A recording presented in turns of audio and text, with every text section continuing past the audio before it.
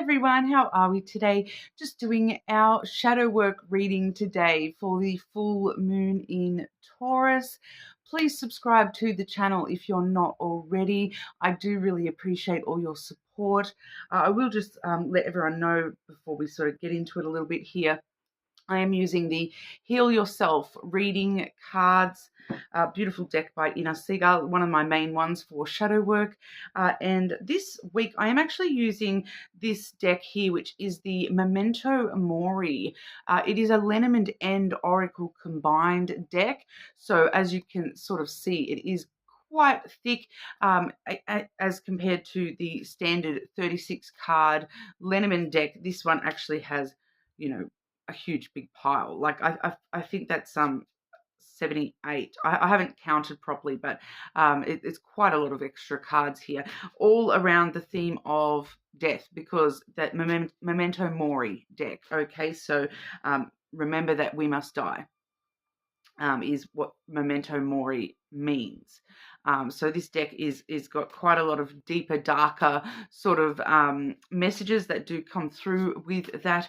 And I just wanted to sort of let everyone know that even though it has the base of a Lenormand deck, we do see, majority of the deck is actually the Oracle rather than the Lenormand, so or half. So we are sort of very intuitively running on this particular deck rather than more traditional Lenormand meanings. Quite a lot of the Lenormand base cards have actually been split into multiple cards in this deck, so we're seeing like phases of one sort of traditional Lenormand cards. So we do see a few things where we're seeing multiple cards that are all connected to the same message. So it's going to be very interesting to see what sort of messages that brings through with our shadow work today. Just wanting to sort of let everybody know. We'll also let you know a little bit about this full moon as well. This particular full moon in Taurus, so obviously during Scorpio season, so we will be finding Taurus, Scorpio, Leo, as well as Aquarius being the most heavily affected by this particular full moon. It is about supporting yourself and being able to feel grounded within your own self, being able to trust yourself, because this full moon, it really highlights comfort zones and the areas in your life where you have grown very, very comfortable in those patterns, in those where you may feel very safe and nurtured because that's what that's the familiar stuff. But this is actually holding you back from change and transitioning and taking, courage to step into the unknown here and get out of those comfort zones a little bit, removing your attachments to any negative or stuck kind of patterns. So for this particular moon, we are looking at, the phrase keeps coming to mind, better the devil you know. And this is actually quite the opposite. We're not looking at the devil we're taking a step away from him and seeing what else is out there. Okay, taking a chance that rather than that devil that you already know, we're going to take a chance and you never know, you might find God around the corner. Obviously everyone just sort of playing on the saying. Okay, guys, I don't want anyone to get upset because of me referencing God or the devil or anything like that. We're very open and of all religious and spiritual beliefs here. Okay, so whatever you personally believe, allow it to resonate with you in those senses as well. I do quite often use the phrase the universe rather than God anyway. Okay, so just to let everybody know, I will be starting off with Scorpio today. I'm just going to quickly pause. My oil burner is running low. Okay, cool. Sorry about that. Just not wanting to set the house on fire today while I'm filming. That wouldn't be fun. Okay, so like I said, I'm going to start with Scorpio today. Okay. Scorpio, what does Scorpio need to know for their shadow work this month? Shadow work for Scorpio, please. Starting off with a theme for Scorpio. What's that comfort zone Scorpio needs to address? Shadow work for Scorpio, please. Entrapment, Scorpio. Definitely seeing you in some comfort zones here. Some feeling as though you're trapped in those comfort zones. Okay, the entrapment energy really is about the ways that you're holding yourself back, the ways that you're allowing yourself to feel stuck, to feel imprisoned by things going on in your energy. So whether that be, work, friends, family, all those sorts of things, maybe needing to address why are you feeling, if you're feeling stuck in those areas, why are you allowing yourself to feel comfortable in that? Okay, it's kind of like you're what's the I can't think of the word where it's you get kidnapped and you they won't leave the kidnapper because that's what they become used to. The Munchausen's? I can't remember, but that's kind of what it's giving here, Scorpio, is that you've just become so familiar with this feeling of being stuck and trapped, and you're just like, oh, I'm trapped. I've got no choice. I'm just going to stay here. I'm stuck. I'm trapped. I can't get out here. So this full moon really is bringing this to light for you, Scorpio. Being Scorpio season, yes, it is really going to probably hit you guys a little bit harder here. Clarify this entrapment energy for Scorpio and their shadow work. Clarifying the entrapment energy for Scorpio with their shadow work.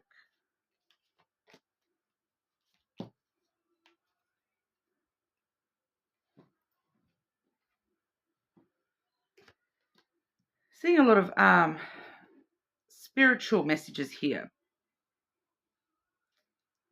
So firstly, we have the spirit board, a Ouija board coming through there. Okay. Asking. Why are you not asking with that? It's straight away, it's coming through that, that board is sitting there right in front of you and you can ask for the things that you want, but you're not asking. It's time to start asking the questions in order to free yourself from this entrapment energy here. It's time to start asking questions, Scorpio. We do also have the crystal ball. As soon as you start asking questions, you're going to start seeing the situation a lot more clearly. You're going to start seeing how you are actually holding yourself in this entrapment rather than, you have the ability to break free at any given moment here. It's all up to you, but you're feeling, I feel for a lot of you, it's got to do with the burden of responsibility. I have to do this. I'm the only one that can look after this person. I'm the only one that knows how to do that. It's some sort of sense of duty or responsibility. But it's time to start asking questions. Start asking why. Why is this my responsibility? Is it truly my responsibility? Or does this place need to take some personal responsibility and take responsibility for itself? I do feel for a lot of you, it's got to do with you're really trying to, it's kind of this energy of helping somebody that can't be helped.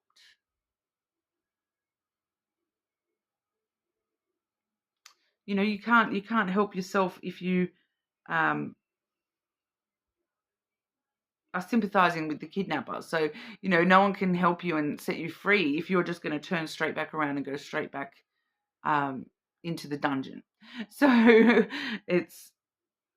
it's needing to start asking those important questions so that you can see this situation a little bit more clearly, see it for what it is, see whether, you are actually able to make any kind of a difference here. I feel like for some of you, your duty, your sense of responsibility has been telling you that, you're the only one that can make a difference. But are you truly making a difference here, Scorpio?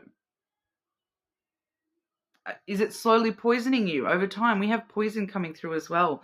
I feel like this is poisoning you. The longer that you're staying stuck in this situation, it's poisoning you from the inside out. That's how poison works. Yeah, it poisons you on the inside. So there's something about this situation and the way that you're trapped in this situation that the longer you stay here, the more you're kind of falling apart on the inside and not taking care of yourself. So it's time to sort of ask questions and start to see the situation a little bit more clearly for what it truly is, and notice the toxic elements of this, that it is actually creating this toxic environment for you, where it's just stagnancy and entrapment.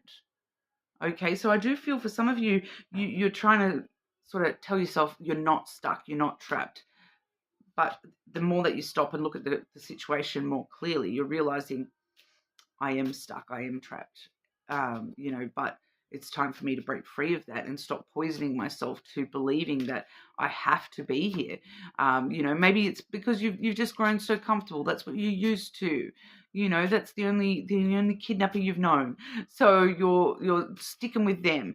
But it's time to sort of break free of this energy, Scorpio, and stop allowing that poison to seep into you.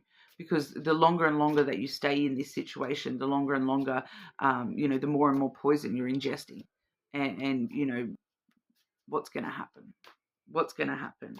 It's giving like lead poisoning or something where, yeah, if you ingest a small amount, you're fine. But like if you keep ingesting that every single day for the rest of your life, it's toxic, and it's going to build up and build up and build up until something really bad's going to happen. Rather than if you get out of that now, you can start to heal from that, and you're not adding to it the next day and the next day and the next day. Advice for Scorpio. Advice for Scorpio, please.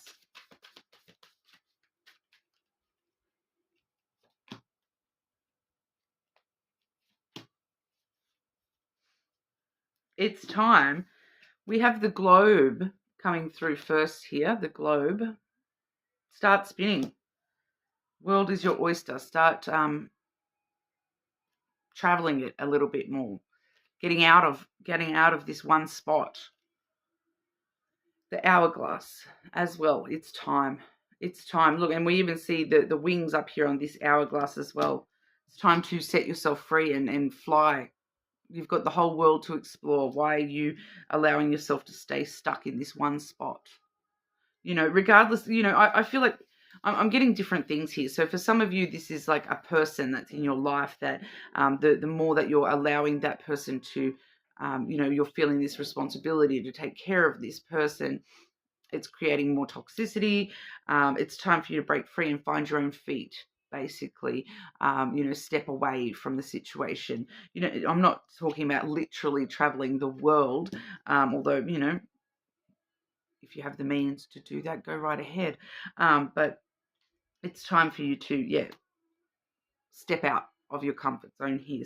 Take a step, away from whatever's holding you back here, Scorpio. I do feel for some of you too, it's like a job as well. And it's like a toxic work environment. And as soon as you start asking questions about why am I responsible for this area? That's not my area. Why am I responsible for that? You start to see that it's just toxicity.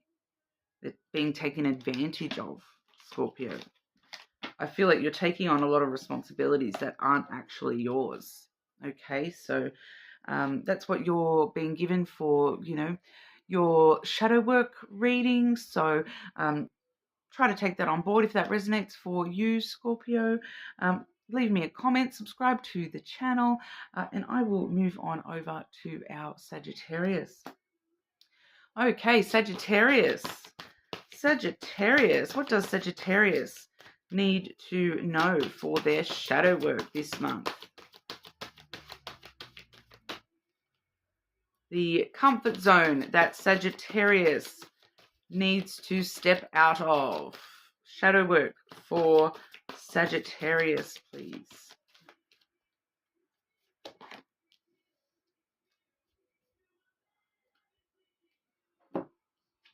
Self-love is coming through here, Sagittarius. You've become so comfortable in your personal belief about who you are and what you are and, what you look like and whatever that is. the way that you love yourself, Sagittarius. You've become so comfortable in telling yourself that I'm not good enough, I'm not worthy, I can't do that, I can't do this. That's all that you're allowing yourself to believe. You're not even allowing yourself to see that you deserve better than the way that you're speaking to yourself, Sagittarius, and treating yourself. You've become comfortable in not being the full beauty of yourself, if that makes sense. It's like you're dimming your shine a little bit. There's so much more about you that you are not allowing yourself to see, because you're telling yourself, I'm not good enough, I'm not worthy enough.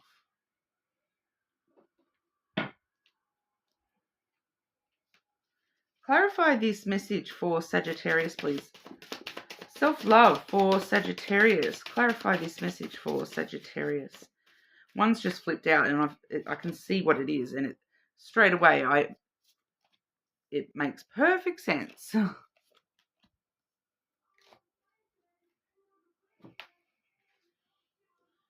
We have the mirror.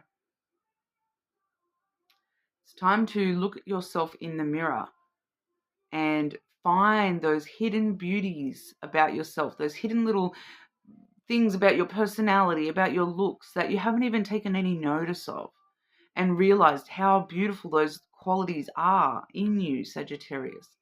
It's time to sit down and have a really deep look with the mirror, and not from your own comfort zone, from a objective standpoint. Look at yourself in the mirror as though you're looking at somebody completely different, somebody that you've never met before. What are you noticing about this person? What are you looking at this person and seeing? What's the first thing that draws your eye to this person in the mirror? More beautiful than you think, Sagittarius. Stop and see it. See yourself. We also have the glove energy. Okay, because a glove is, we wear a glove to protect ourselves. But it's also covering the beauty within. Okay, you can't see that beautiful hand. You can't see those beautiful fingers. Can't see how many awesome rings this person's wearing. The color of their nail polish, It's all hidden. Why are you hiding? Why are you hiding inside this little glove here? Obviously it's symbolism here for you, Sagittarius, that, you are hiding. You've put this little exterior on for a long time. It's been to protect yourself. Yes, I agree. We need to do that sometimes. But if you never take that glove off, you're not doing it just to protect yourself. You're doing it to hide. Take that glove off. Look in the mirror. What do you see? Who do you see? Strengthening the relationship with yourself. We have the ring. So this is all about your relationship with yourself, Sagittarius.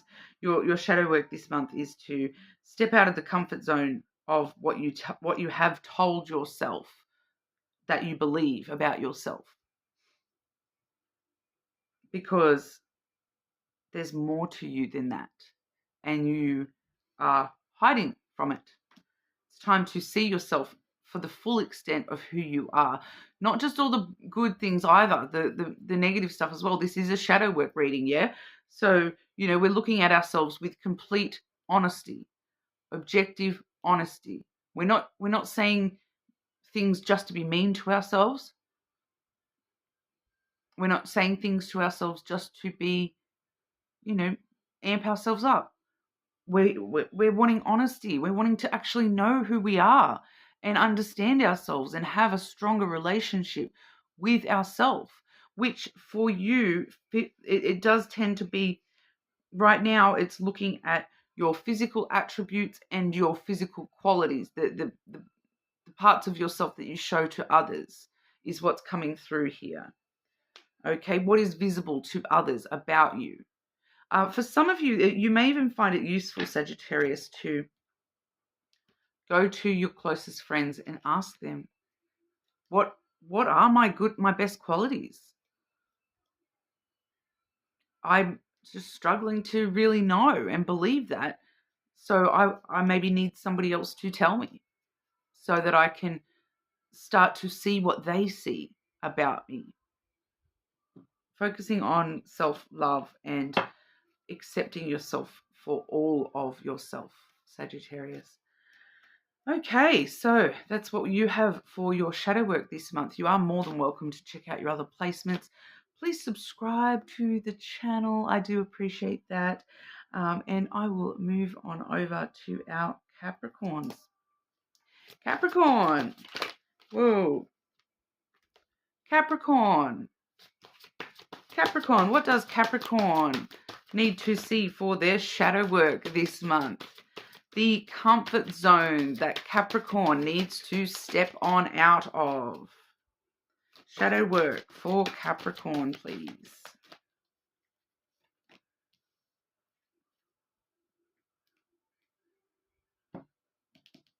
This is actually similar energy to what Sagittarius had. So if you are close to the cusp, you may want to check Sagittarius's reading as well, or if you've got strong placements. Capricorn. Beauty.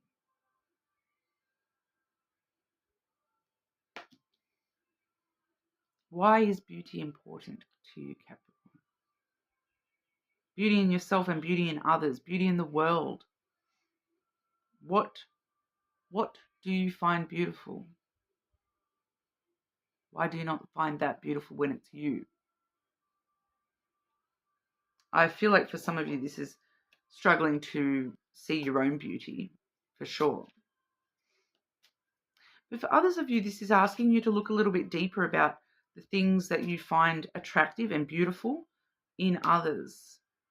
Seeing beauty in despair, seeing darkness as beauty, like the way that you look at beauty.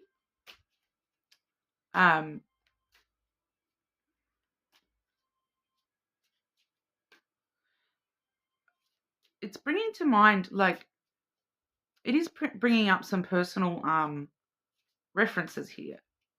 Like, for me personally, I'm a Capricorn as well, guys. So, I have always really loved the goth alternative aesthetic, whether it be the way that I dress, the way that I look, or whether it be in others. I really love it. And I see it as beautiful. Like, if I see somebody in full goth clothing or outfit or, makeup, I see that as, oh, that's really pretty. I really like that.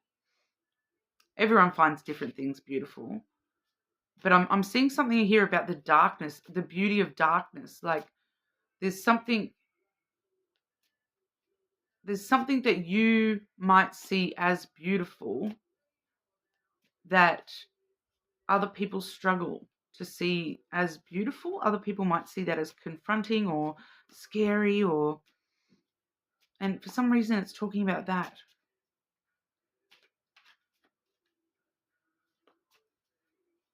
Even just that word, alternative. It's something, alternative beauty is coming through here. Alternative beauty.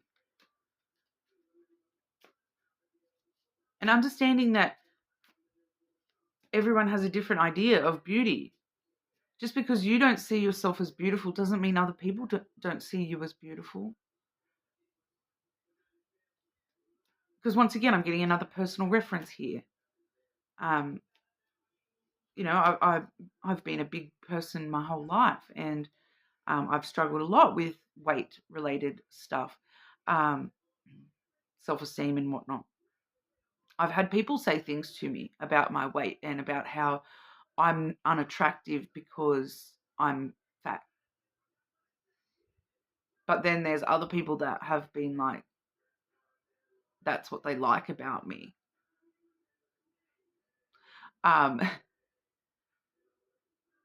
Like, once years ago, many years ago, when I was, young, and I was like turned down for a date by a guy because I wasn't big enough for him. And I'm like looking at myself like, what drugs is this guy on? Like, can he not see that I'm, and I was like big. At the time I was quite big. And I was like, what? And he was like, yeah, no, I'm sorry, I like really big girls. And I was like, okay. So it doesn't matter, how badly you think of yourself when it comes to beauty standards. There's always people out there that, find different things attractive. So who are you to say that you're ugly or fat when that may be not fat enough for somebody? Like it's a very interesting thing coming through here, Capricorn. But I'll grab you some extra clarity here. Sometimes those messages just come on through and need to come out. Capricorn, shadow work message for Capricorn. We're seeing number 17, beauty for Capricorn, please. Shadow work.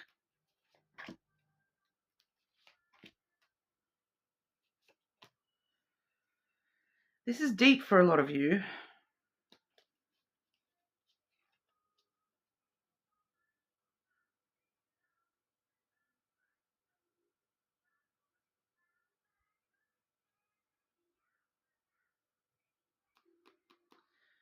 This is deep for a lot of you. We're looking at comfort zones with this full moon.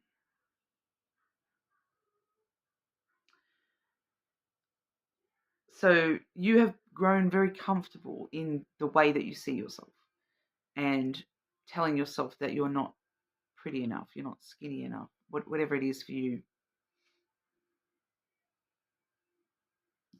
We have the gallows coming through first, Capricorn.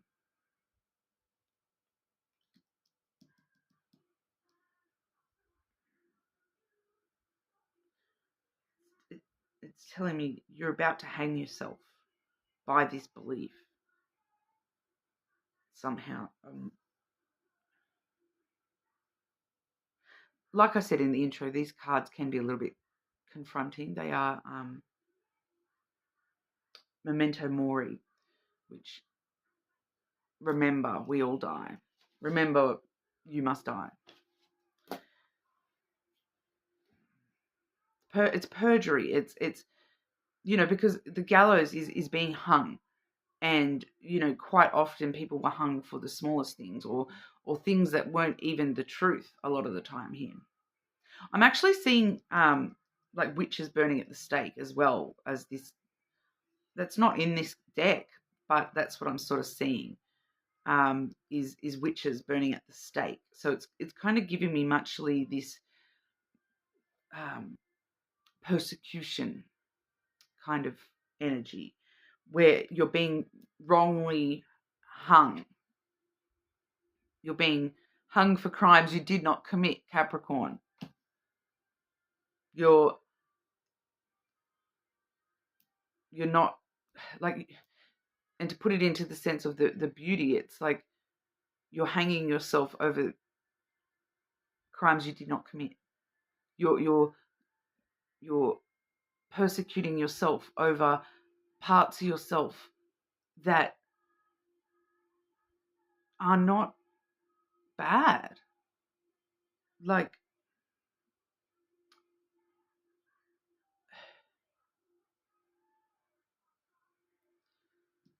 it's coming through very convoluted, but it's got to do with the way that you're persecuting yourself over beauty standards that I have to fit this ideal beauty standard that I have in my head, that I can never fit that. And you're like, well, how about, because now I'm getting some advice of that coming through, is how about instead of persecuting yourself about what you are not, how about we start just focusing on being the best at what we are? You're never going to be perfect, Capricorn. No one in this world is perfect. So rather than keep trying to reach this idea of perfection, whatever that means for you, whatever your ideal perfect body looks is, instead of trying to reach to that and continuously strive to be something that you're not, be the best at what you are. Find the good things about yourself and exemplify those. Make those your thing. Not going to lie. Why do you think I always wear my hair out, Capricorn? Because I personally, that's one of my favorite things about myself is my hair being so long. It's all the way down to my butt. But yeah, we have the snake here as well, Capricorn. So you're definitely deceiving yourself about the truth of yourself, and you're deceiving yourself about what you have to be when it comes to physical appearance and these beauty standards that you're trying to hold yourself to. Okay. You need to be fixed.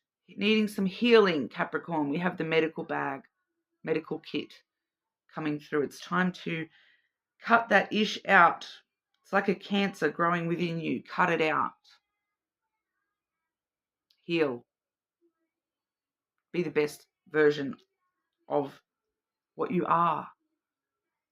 Not trying to go under the actual knife and be someone that you're not.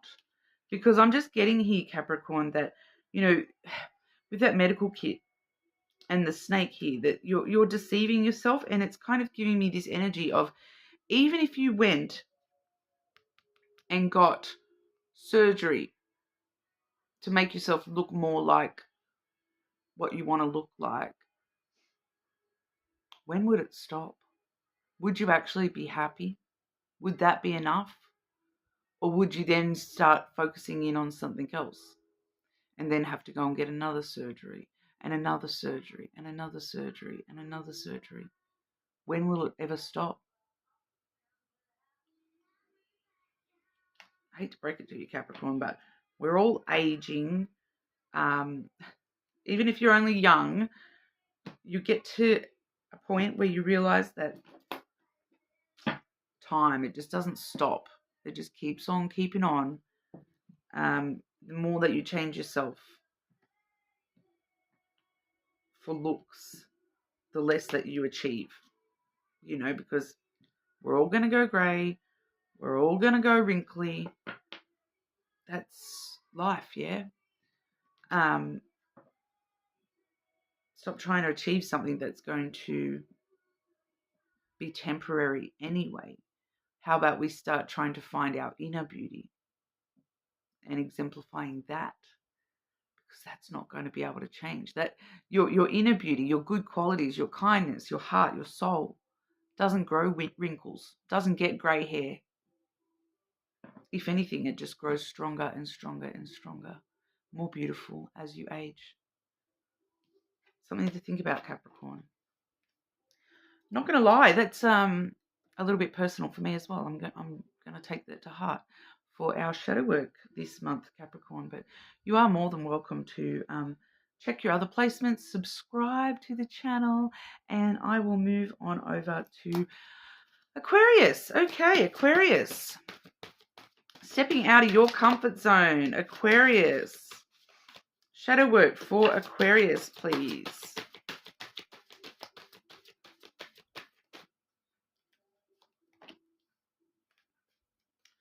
Oh, this is going to be a bit harsh, Aquarius.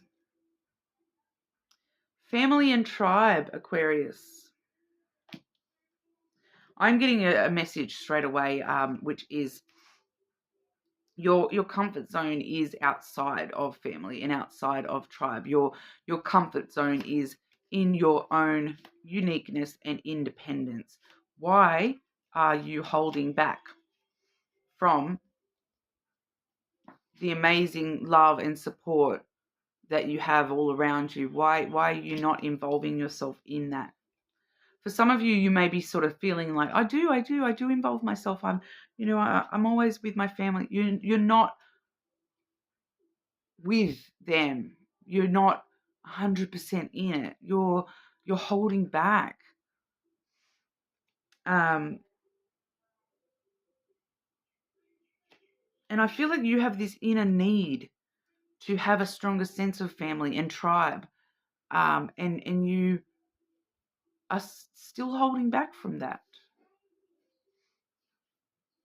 Clarify this message for Aquarius. It's like you've become very comfortable in your role within the family, within the friend group. You've just become very comfortable. I'm the one that does this. I'm the one that, I'm known for this. I'm known for that. I'm always the one that does this for the family. That this is my role. This is my responsibility. This is my duty to be this. Why? If that's not you, and that's not the truth of what role you wish to play, and in all honesty, a lot of friendship groups and families, the happier the family and the friendship group, it's usually because people are changing roles. And I know for me with my friends, right, we might have we'll go out partying together or whatever, and there's always someone who's the mother hen of the night and taking care of everybody and making sure everyone, drinks water and gets home safe and all that sort of thing. And then, the next time we go out, it may be someone different. Not always, but sometimes it's somebody different altogether that's taking on that role. We have certain people in the group that, they're just known for not really having as much fun as everyone else. And it's like a yardstick for the rest of the group that, if we can get that person up and dancing, then we know it's a great night because they're the stick in the mud role tonight. So, someone's always having a bad day. Doesn't matter what you're doing, where you're going, there's always someone having a bad day, yeah? So, those roles flip and change sometimes. Sometimes that person over there is the irresponsible, immature child role. Sometimes that one's the mother hen role. Sometimes that one's the disciplinary father role. What do you think you're doing? You don't have to be one thing all the time. You don't have to be that role all the time, Aquarius. Clarify this message for Aquarius. Shadow work for Aquarius, please.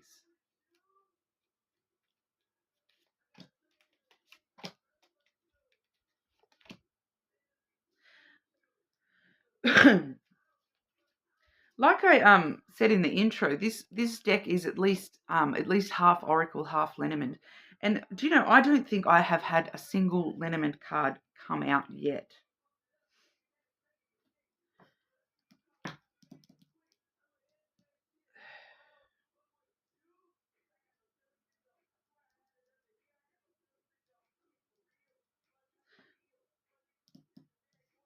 I'm getting a very specific message with this card.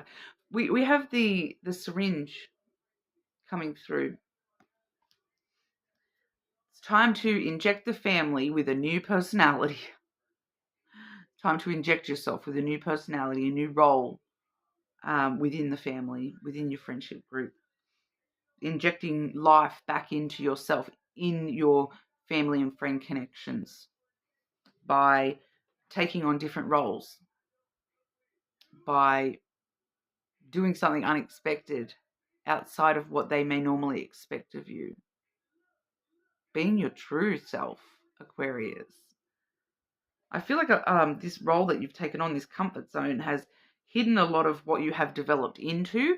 I feel like for a lot of you, this is a role that, it's kind of like giving the eldest child, middle child, youngest child roles within a family. So it's like, I've always been the eldest child, therefore I'm the one that's responsible for the other kids. I'm the youngest child, therefore I'm the baby, and everyone should baby me and look after me. That dynamic doesn't work when you've grown and matured and you've grown out of that, and you're not the baby anymore. You have no responsibility to take care of your siblings anymore. Whatever that is for you specifically, it's time to inject the new version of yourself into the family, okay, to strengthen these connections. We have the sign coming out.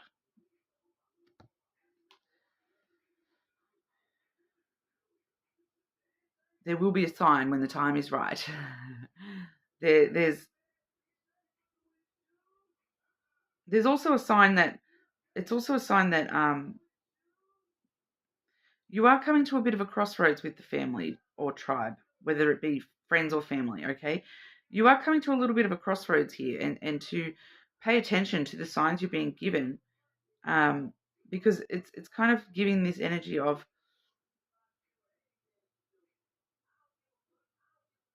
that original role that you have been playing within the family or the friendship group. That isn't working anymore anyway. So if you don't change that role, you're going to get outdated, if that kind of makes sense. It's going to be like a one-way street.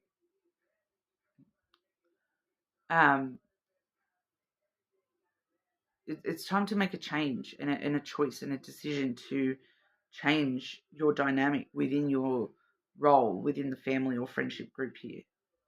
Injecting new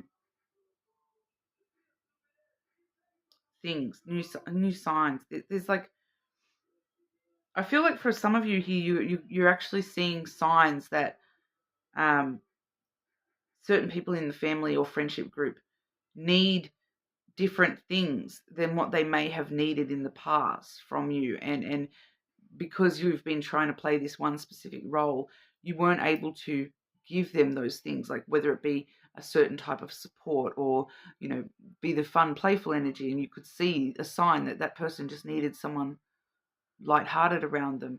But you're a very restricted role, and you didn't feel comfortable to do that. You are seeing signs that this change is necessary, and it's actually beneficial for everybody. It's not just you that it's benefiting here. We also have the tear catcher coming through. Save up those tears.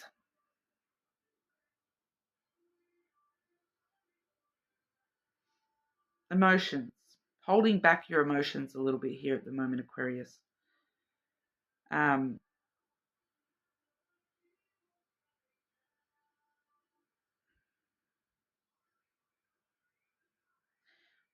That's just coming through as an independent message here, Aquarius, that for some reason you're being your shadow is asking you to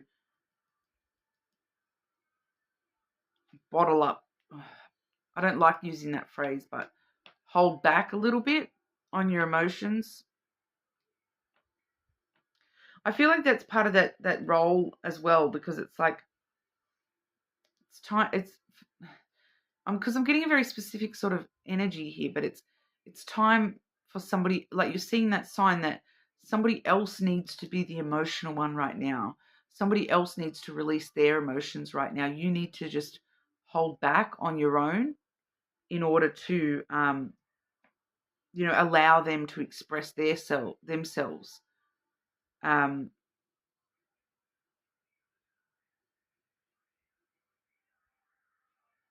It's not for long. It's not for long, but you do need to just hold back on your own emotional and I'm picking up here that for some of you it may be connected to some sort of emotional outburst. Just hold back. Try not to react or have that outburst, because somebody else needs to do that first.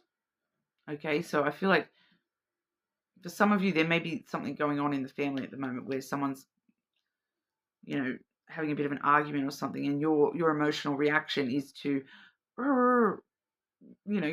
get involved. But I'm feeling that you need to just hold back a little bit, hold back your personal emotional outburst, because this really needs to be kind of duped out through somebody else's emotional outburst. I'm kind of getting this energy of, like somebody within the family who maybe has never really shown emotion very much. Maybe they actually need to get it out of their system. And if you have an emotional outburst, you're kind of taking that opportunity from them. So it's just a bit of a side random kind of message there. Okay, Aquarius, so that's what we have for you. You are more than welcome to check out your other placements, of course. That's what your shadow wants you to look at. Your role within your family at the moment, and getting out of your comfort zone with that. Okay, subscribe to the channel. I'm just going to quickly pause and then move on to Pisces. Okay, so we're going to move on to Pisces. Pisces, what does Pisces need to know for their shadow work today? Getting you out of your comfort zone, Pisces. What's the comfort zone Pisces needs to address with their shadow work this month, please?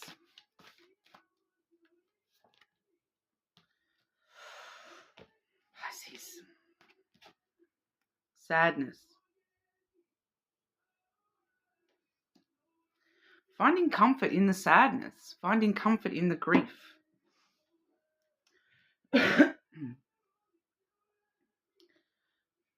It's a relatively simple message, Pisces. You've become so comfortable in the sadness, in the grief, that it's scary to be happy. That the sadness you can deal with because you know that. You know it inside and out. It's comfortable.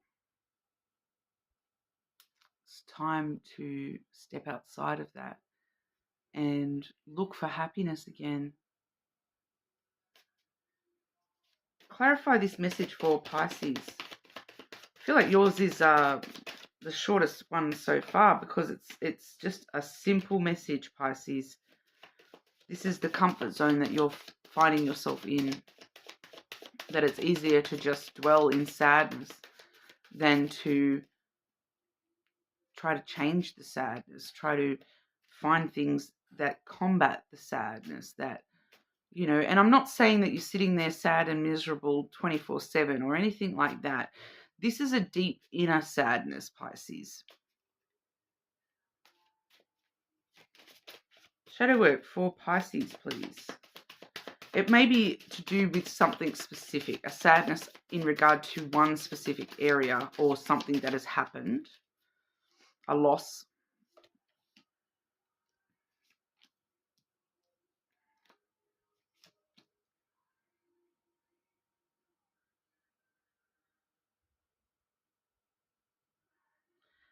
This is very interesting.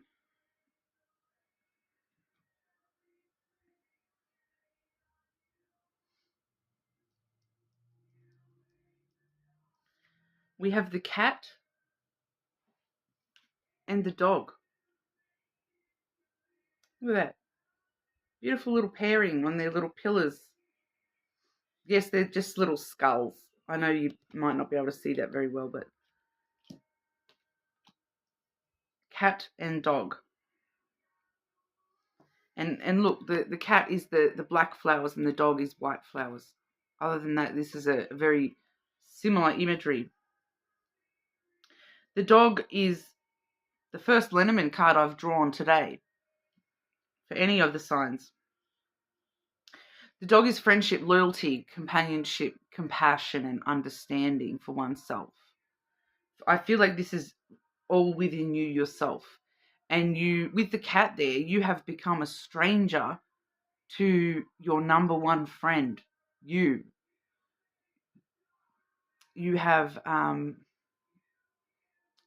separated understanding and compassion from yourself. You have none. Well, not that you have none, but you're not being the best friend to yourself that you could be. And I know Pisces are great friends. Pisces are amazing friends, very supportive and all that. But why are you not doing that for you? You've become a stranger to yourself. Every time you get close to understanding this sadness and being able to deal with this sadness and getting close, every time you get close to happiness, there's something in you that is making you run away from that. Just like a cat, okay? You know, you if you try to go up to a cat and pat it, half the time they'll run away.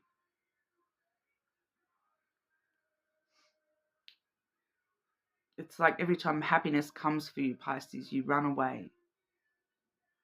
And you're like, you shy away from that. And you go, hiss.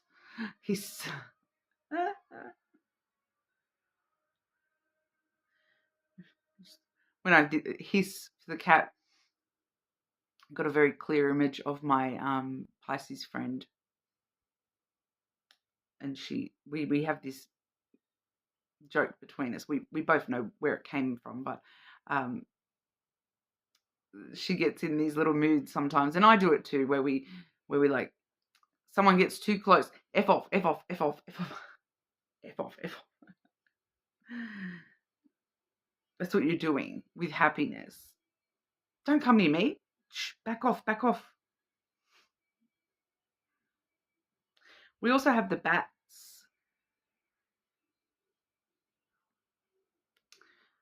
This is a very interesting energy because, you know, this envelopes darkness, but it also envelopes transitions and hearing without seeing. Like it's an interesting energy because bats, you know, they use sonar rather than sight to fly. So it's like allowing the echoes of this sadness to guide you towards happiness and allowing that darkness to creep in a little bit and actually feel the sadness, but at the same time having compassion for yourself with that and a clearer understanding that you can use that sadness to guide you towards happiness. Sometimes we have to go through the darkest of the night to find the light at the new day. I feel like that's what the message here is, Pisces, that you need to address this inner sadness within you and ask yourself, why has this become comfortable? Because I'm feeling here, Pisces, too, that you're like, I want to be happy. Well, why are you running from it? Every time it comes close, you run away, and it's easier and safer to stay in this little bubble of, this is what I know, this is where I'm comfortable, even though it's not what I want. I don't want to be sad. I don't want that sadness anymore. It's going to take a bit of work, Pisces. It's about facing the sadness to be able to work through those emotions a little bit more, and to understand that you can't allow it to hold you back anymore. You can't run away from the happiness anymore, Pisces. It's time to, instead of running away from the happiness, run head first towards it. Okay? Whatever that means for you, Pisces. These are very, messages that resonate with individuals differently. So whatever that means for you, run towards the happiness. Okay? Heavy. Pisces. Make sure you do check out any other important placements, especially your moon sign with the full moon readings. Subscribe to the channel, and I'll move on to our Aries. Okay, Aries. Shadow work for Aries this month. What is the comfort zone that Aries needs to step on out of? Comfort zone Aries needs to step on out of for their shadow work message. Ooh, Aries. I love when I see this come through for shadow work. Love.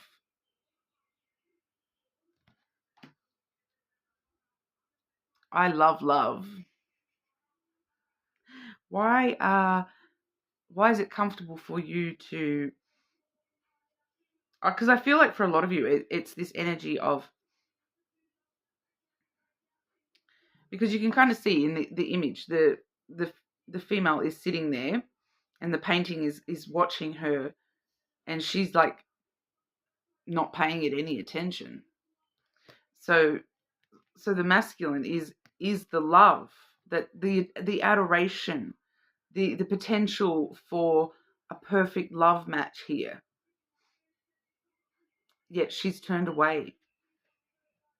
She's trying to ignore it. She's trying to not give it any energy, any attention.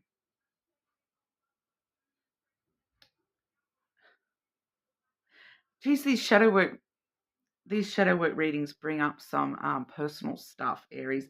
I have my moon sign in Aries, and being the full moon reading, the moon signs are quite strong. I also know an Aries. I hope he's watching, because this message is for you as well. I love love. But Aries, you're somewhat scared of love. Turning your back to love. Telling yourself, what are you telling yourself here, Aries? You're telling yourself,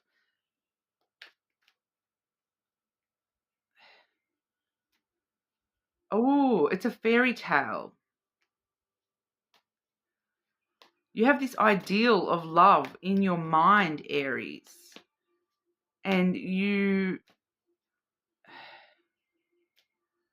that's not what love is, Aries. You have this ideal in your mind of this is what love has to be like. This is who love has to be like. And every time you see something that doesn't match that 100%, you're like, turn away. That's not love. That's not what I want for love.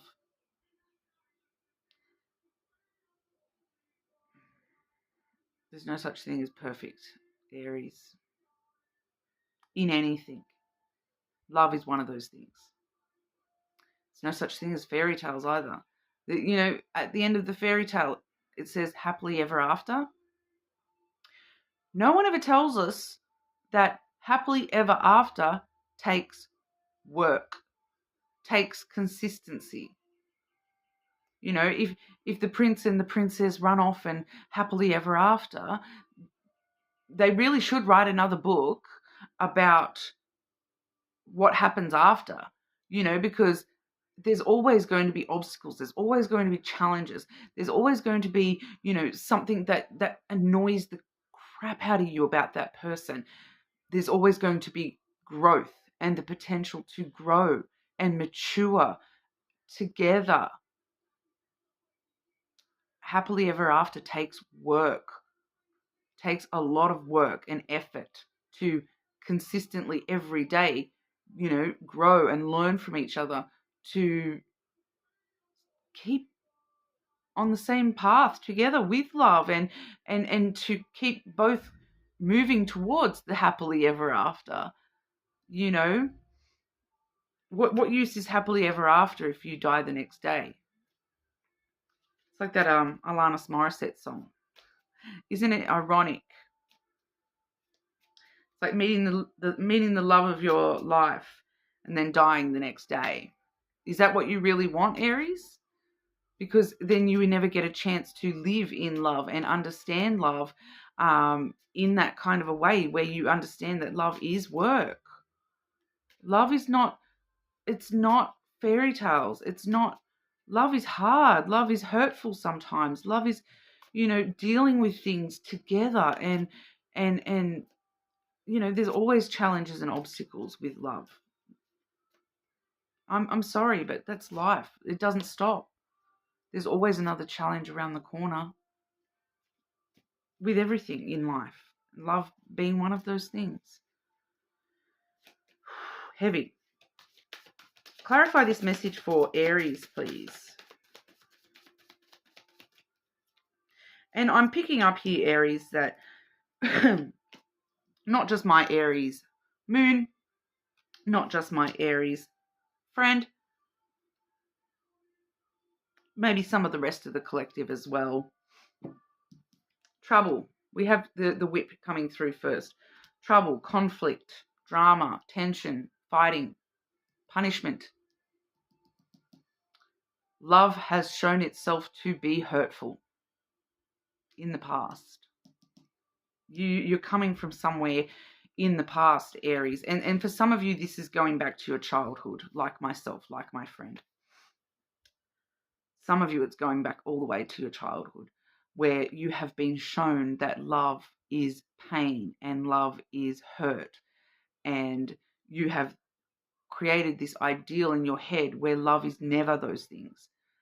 But sometimes love is some of those things. It's about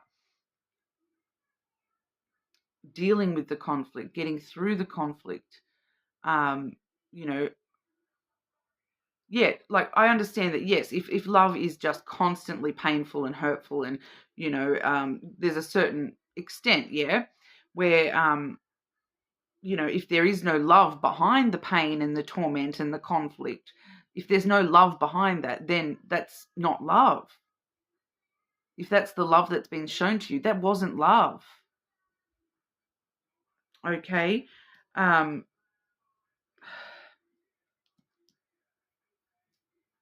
Real love, yeah, there's conflict. Yeah, there's drama, there's tension, there's fighting. It's how we deal with it and deal with those those conflicts and resolve those conflicts. Conflict resolution is a big part of love. And sometimes we can't even resolve the conflict. Sometimes it's just agreeing to disagree and moving on.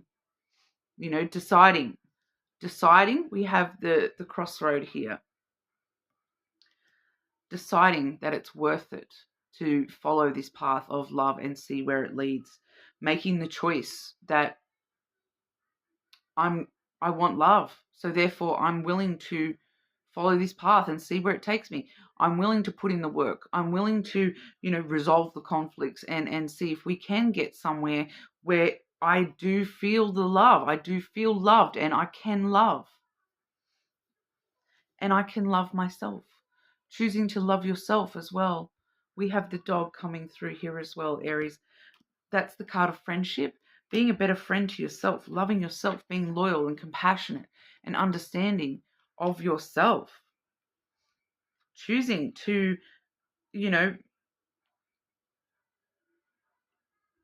push through the conflicts because of the loyalty and the compassion there.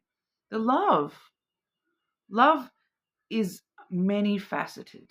There's a lot more to love than, just some airy-fairy words. Love is friendship. Love is support. Love is loyalties. Love is amazing and wonderful and scary. And scary. Asking you to get out of your comfort zone with the way that you think about love and take on a challenge. Take on the challenge of love. Choose to love yourself. Choose to be a better friend to yourself. Choose to be more compassionate, understanding, and loyal to yourself by choosing love. Even if it's scary, even if it's conflict, even if there's stuff that needs to be resolved when it comes to, people around you. So for some of you, this is, it's very clearly romantic love for majority of the collective here. But for others of you, this may be with family members, with friends, okay? And choosing to, persevere with that relationship because, sometimes love is rude and confronting and why would they say that? And, love, it's a ride. Yeah, it all different ebbs and flows, okay? Nobody is perfect. Love is not perfect. Why would you expect it to be, Aries? Okay? Sorry if that was a little bit confronting, Aries. Let me know in the comments. You are allowed to hate me, that's fine. Subscribe to the channel though, I appreciate that. And we will move on over to Taurus. You're more than welcome to check out your other placements as well, of course. Okay, Taurus, full moon in Taurus. Let's see how this is going to be affecting you guys. Probably a lot, not going to lie. I was talking to my Taurus sister who was, you know, where we were not having fun with it. Full moons are always a bit rough on people, especially when it's in your sign. Taurus. The comfort zone Taurus needs to come on out of for their shadow work this month, please. Shadow work for Taurus. Ooh, yes. The theme of this month's shadow work. The theme of this full moon. Finding the courage. Having the courage to face the darkness, to step on out of that comfort zone and take a risk, take a chance, delve into the unknown. What did I say in the intro? It's not better the devil you know. What if just around the corner is everything you've ever wanted? You need the courage to walk there. Leave that devil behind, Taurus, and walk around the corner. Okay? Courage. Because I feel like for you, Taurus, this is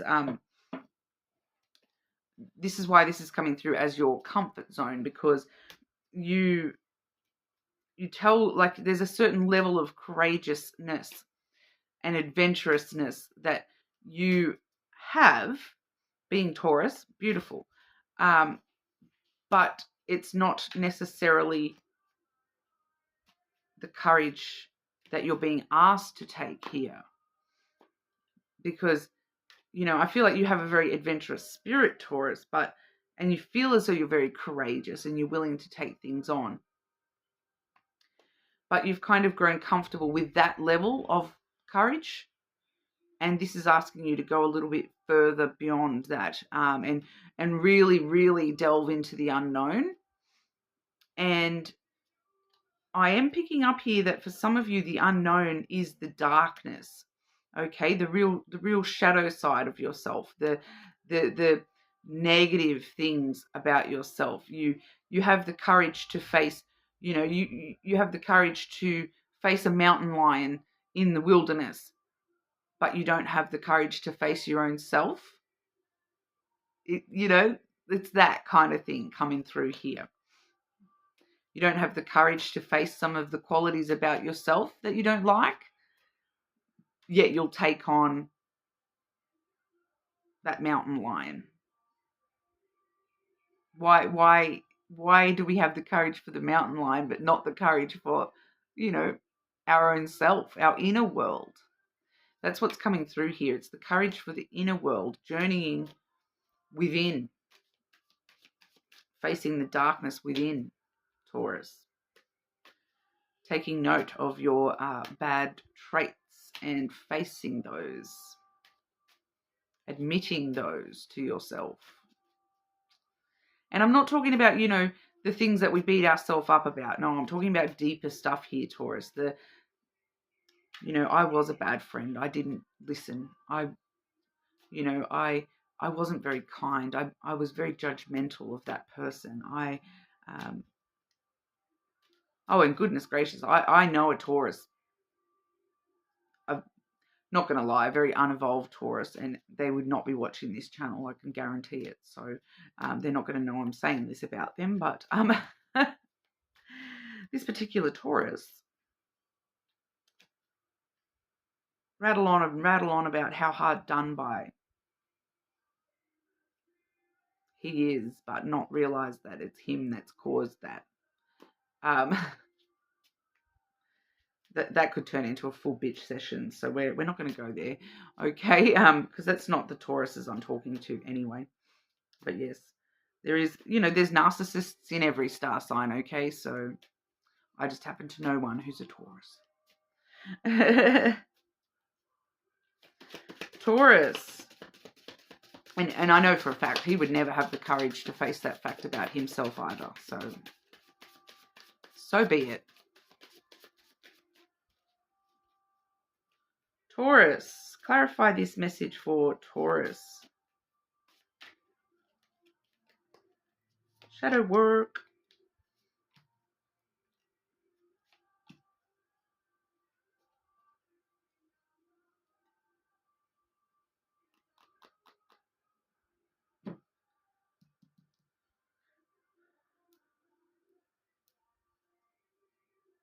Is that you or someone else, Taurus?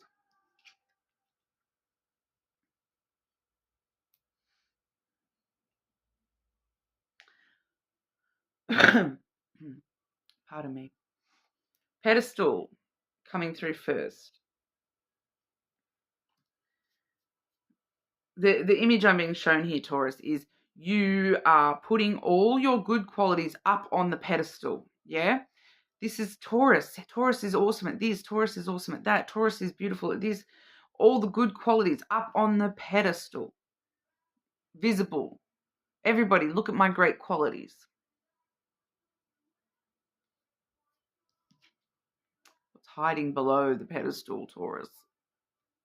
Hiding below. There's a little element here of you hiding from your bad qualities by focusing so much on your good qualities and trying to exemplify those good qualities and really, making sure those good qualities are what you show. That you are hiding some of your true qualities.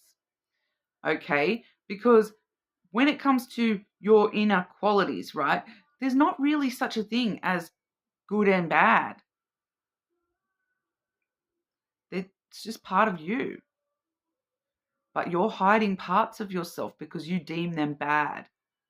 So you're trying to not allow anyone to view those, see those qualities about you. You're trying to hide them a little bit because of your own, you don't have the courage to show people that I can be a little bit judgmental. I can be a little bit opinionated. I can be a little bit whatever it is. Okay. And it's not coming through as like huge, big drama things. It's just little things like that. Like sometimes I can be judgmental. Okay. But you're putting up on this pedestal that I try so hard to be non-judgmental that it's actually hiding the, if I see someone like that, I'm like, I'm going to judge them. But it's not necessarily a bad thing. We all have a blend of good and bad qualities, and that's what shadow work is really about. It's facing those darker qualities and accepting those as part of who we are in order to continue to grow and develop. My little dragon has come into the room. I'll see if he comes over and says hello. He's just watching me at the moment. We have the crystal ball. Taking those things off the pedestal and digging up what's underneath that pedestal and looking at it clearly, the whole lot, the whole crystal ball, not just what's up on the pedestal, the whole lot, so that you can see yourself just a little bit more clearly, looking at yourself and seeing through to the truth of everything about who you are and what you are. Okay. And then getting on with it. We have the wheel. Okay. Keep on turning. Keep on going. Keep going. It's gonna, once you see clearly who you truly are, it really is going to help steer you in the right direction for where you want to be and who you want to be. But you can't change those negative qualities about yourself if you continue to push them down and hide them and only bring up the good. Okay, so this is kind of asking you to, bring it all to the surface so that we can assess the whole lot, face the whole lot as a whole, see myself as a whole, so then I can steer myself in the right direction to, improve the areas of myself that I'm not happy with, things that, you know, that's come up, and I am a little bit judgmental. I really want to try to steer myself in a new direction where I'm not being quite as judgmental. You can't do that if you're not facing that initial, I can be a little bit judgmental factor, you know? So it's kind of just asking you to bring it up to the surface so you can see it clearly, so you can know where to turn from there. You can steer yourself in the right direction to, you know, growth. Okay, like I said, Taurus, nothing really severe. This actually feels like it may be a kind of good full moon energy for you, because it's you do ultimately have this strong foundation at the moment with your shadow work stuff, and to be able to continue to grow. We're just starting to see small things popping up for you this month rather than anything huge. So, you know, that's always a really good sign that you're on the right track. Okay, but that's what we have for you today, Taurus. More than welcome to check out your other placements, of course, especially your moon sign being the full moon. Subscribe to the channel, and I will move on to our Geminis. How are we, Gemini? Okay, Gemini. What does Gemini need to face for their shadow work, please? Stepping out of your comfort zone, Gemini. Shadow work message for our Geminis, please.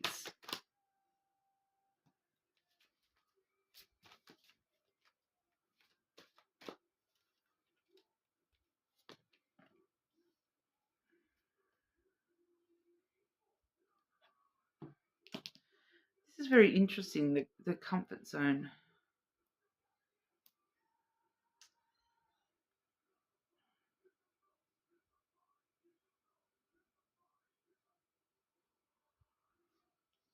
We have the selling out energy.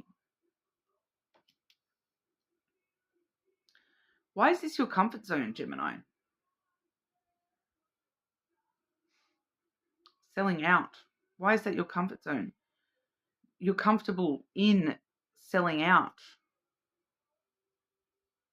giving in, not putting yourself first. It's like you're selling out parts of your own soul to make other people happy. But you've become very comfortable in doing so. That's your second nature. That you'll give and give and give and give and give until there's nothing left. Why is that so comfortable for you, Gemini? I also feel here, why is it uncomfortable for you to receive? I'm picking up a very strong energy of you giving, giving, giving, giving. But then when anyone tries to give to you, you're like, I'm all good. You have trouble receiving as well. That's the comfort zone we're looking at today, Gemini. Sometimes these messages do get a little bit confronting, needing to ask ourselves some of these harder questions. Clarify shadow work energy for Gemini, please. Shadow work energy for our Geminis. Selling out. Why is selling out the comfort zone for Gemini? I'm seeing like Frankenstein, yeah? And you know how Frankenstein is like made up of all different little pieces. But I'm seeing Frankenstein going, oh, you need a leg? Here, have my leg. Oh, you need an arm? Here, have my arm. Oh, you need a skull? Have my skull. And like he stops and looks and there's nothing left. What's left? If you give all of yourself to others, what is left? What is you? Who are you? Where are you?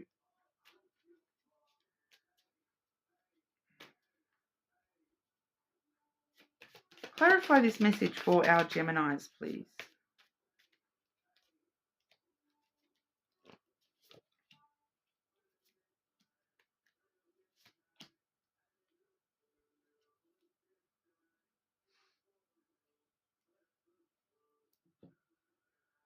I'm seeing here mostly advice in regard to this energy, Gemini. It's coming through as a relatively simple message for you today. Firstly, we have the charm. Okay, so that's why you're comfortable in this energy, because you feel as though that's your charm. That's the only way people like you, is if you give and give and give.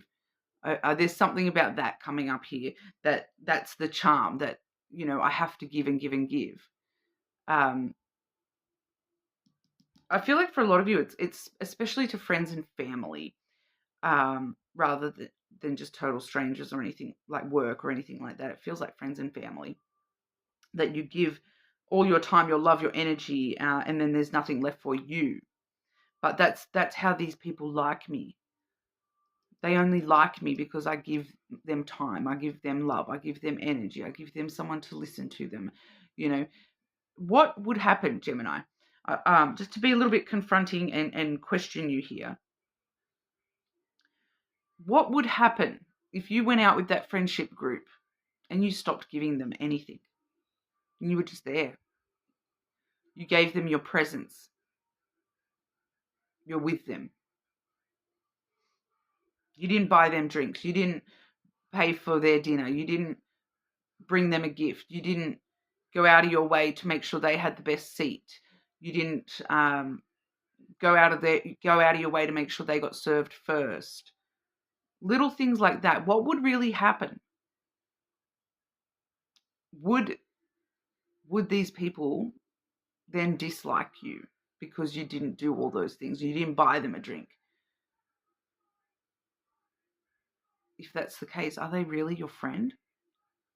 Or are they a friend to what you can do for them? Are they truly a friend to you, or are they a friend to what you do for them, and taking advantage of you? Is that who they're a friend to, or are they a friend to you, the deep down you, the real you? Is that the person that they want to be friends with, or do they want to be friends with the person that just gives them everything? What would really happen? Do you really want them in your life if they're just there to take advantage of you, and they're just there for what they can get out of you? True friendship and whatnot is just being there for each other. You know, I have friends where, you know, especially, you know, not so much nowadays. I'm getting a bit older and whatnot. I don't get out of the house as much. But I have friends where we have just sat there, haven't even talked. We've just been chilling out in each other's company. Can you do that with your friends, Gemini, or do you have to give them something the whole time? Your attention, your energy. Can you just sit and just, you know, both of you sitting on your phone, scrolling or whatever and doing your own thing? Or do you have to give them something every time? Why are you putting them up on a pedestal? We have the pedestal here. You're putting others on a pedestal, and poor little Gemini's down the bottom going, please, sir, can I have some more? You're forgetting all about poor little Gemini down the bottom here. Everyone else is up on this pedestal. Where's Gemini left? Down the bottom. You're putting everyone up on a pedestal. We have the stars as well, Gemini. It's time to focus on what you want. What do you desire? What do you want out of these relationships?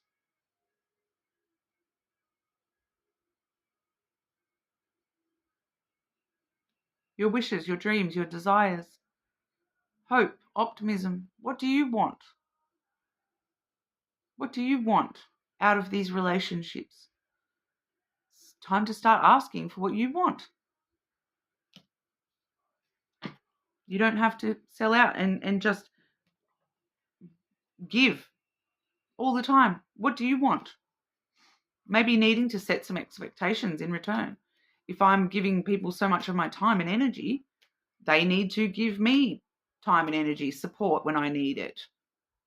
You know, if I'm if that person rings me and they just talk at me for an hour and I sit there and listen and go, yeah, oh, you know, I hope you're okay. You damn well better hope that I can ring them and just bitch for an hour. And they just support me through that. You know, equality in the relationships, Gemini. And equality in a relationship is not just you giving the whole time. Okay? So sorry to be a little bit confronting there. It's the theme of the day, right? But you're more than welcome to check out your other placements, of course. Please subscribe to the channel. I'm just going to check the time and move on to Cancer.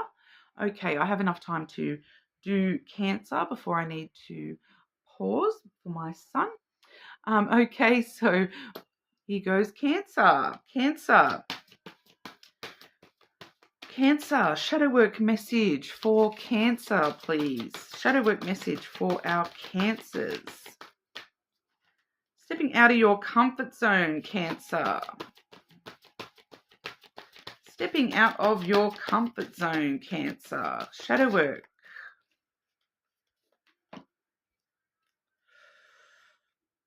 Cancer, self-sabotage.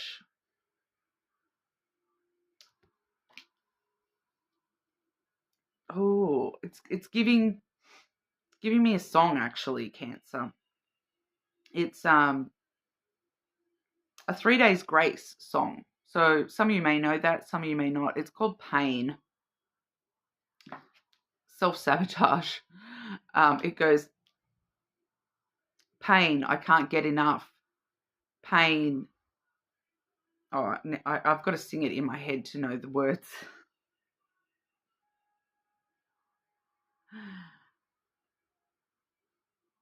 But it's all about pain and needing the pain to feel anything kind of energy. Some of you may want to look up that song and look at the lyrics for that, because it's pain. It goes, pain without love, pain, it's not enough. It just says the word pain quite a lot. But it's a very self-sabotage kind of energy. And it was just coming, it just came straight through when I was looking at that energy there. Why do you like the pain so much is what's coming through, Cancer. Why are you comfortable with the pain? It's not that you like the pain, it's that's what you know, that's what you're comfortable with, the pain, the hurt, the sadness, the grief, the self-sabotage. It's like when things start going good, oh, damn, I better mess this up so that it goes the way that I'm used to. So you sabotage things all by yourself just to get them to go to crap, because that's what you're used to. You're telling yourself, so, okay, just as an example, like with relationships, okay, because this could be in multiple aspects and areas of your life. It doesn't necessarily mean it's just relationships. But relationships is usually the easiest example to give with self-sabotage. Every time things are going good, every time it looks like someone might really like you, and you know, they said they love me. Oh, I'm gonna do like, and you're not even consciously doing it. You do something to mess it up. You do something specifically because you know it's going to push the other person away. Because damn, they started getting too close. Things started getting too real, too good, too love. Ah, scary. I better sabotage this so that they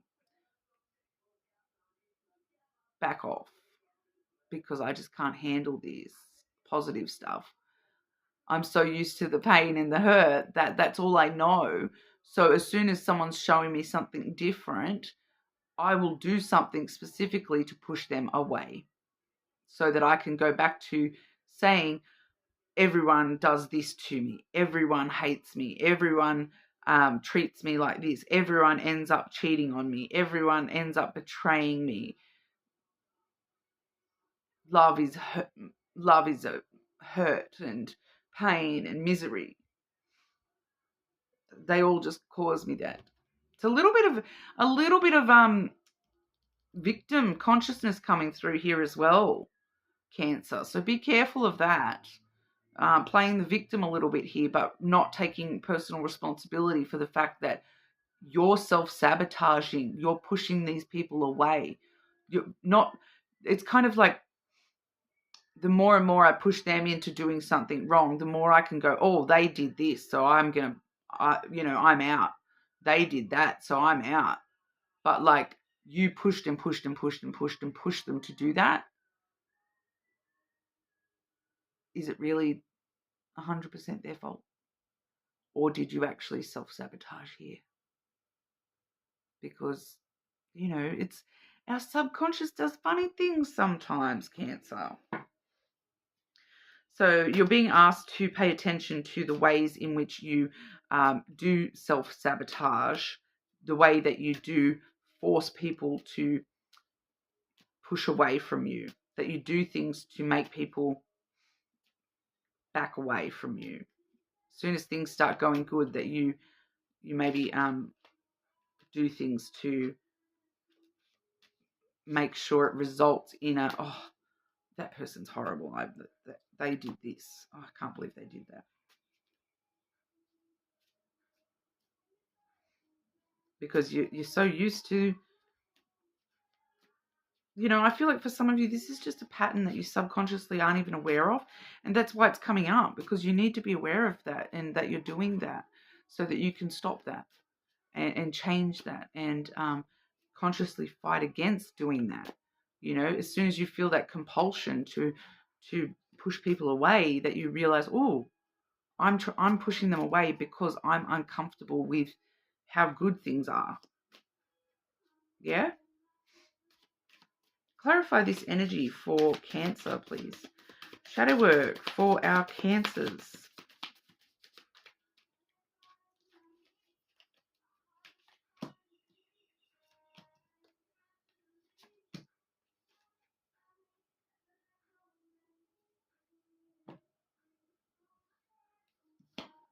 We have the Mirror.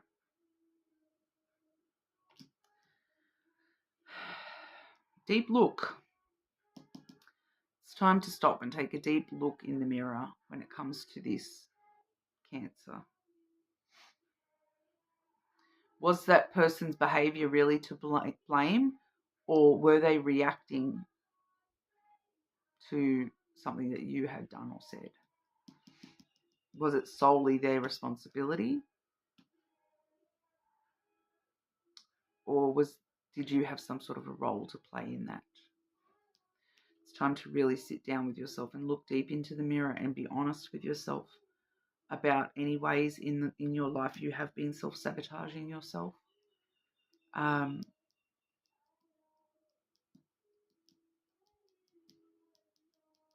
I am getting a very similar message to what I saw in the Aries reading as well here. So if you do have strong Aries placements, you may want to check the Aries reading as well. Because the next card I have is the Pedestal. All right, and it's giving me this energy of you putting certain qualities or things up on a pedestal, like back to the example of, love, for example.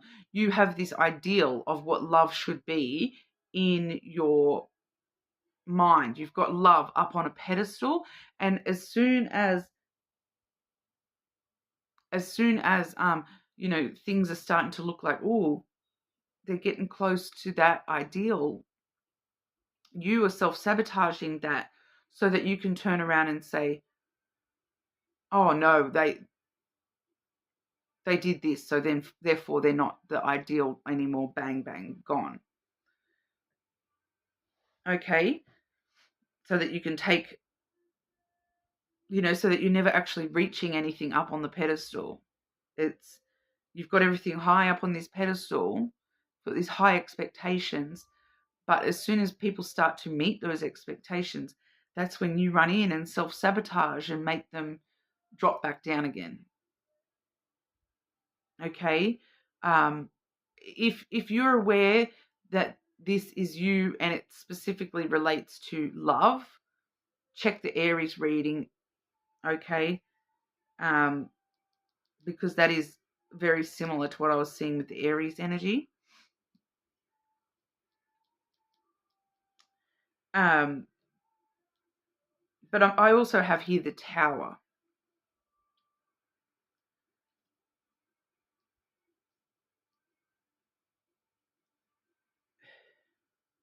It's giving me a few messages here with the Tower.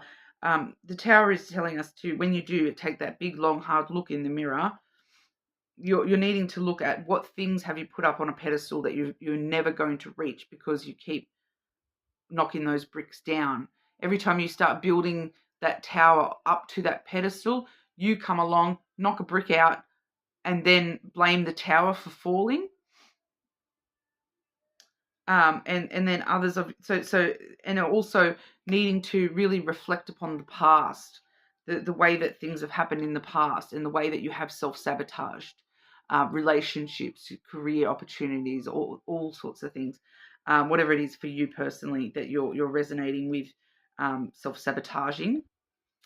I do feel that for a lot of you it is love and relationships, and asking yourself about, really reflecting upon what's happened in the past and how you maybe have self-sabotaged that, so that you can be more aware of when you're doing that again in the future to avoid it. Okay. Because I'm also getting the message with that tower here that if this behavior continues and you do not address this, you're isolating yourself. Okay. And you'll end up locked up in that tower and no one can reach you. And then you become stuck up on that pedestal and no one can ever get up to the top. No one can ever reach you at the top of that tower. Because you're not Rapunzel. You can't let down your hair. So no one can get to you. You become a fortress and you're isolated from ever being able to have even a chance at what's at the top of that pedestal. Okay, so if this continues and you don't actually stop and reflect and pay attention to the ways that you're self-sabotaging here, this is a little bit of a warning, Cancer, that if this continues, you are building a giant fortress around yourself, and you are not going to be able to escape that once this goes too far. And once this is built so high that you can't climb down. Is that what you really want for the rest of your life? To be isolated from everyone and everything that could potentially be good in your life? That's the path we're on with this self-sabotage. So that's exactly why it's coming up for you now, so that you can address it, reflect upon the past, reflect upon the ways that you self-sabotage. Really look deep within that mirror and be very, very honest with yourself, Cancer, because this is like it's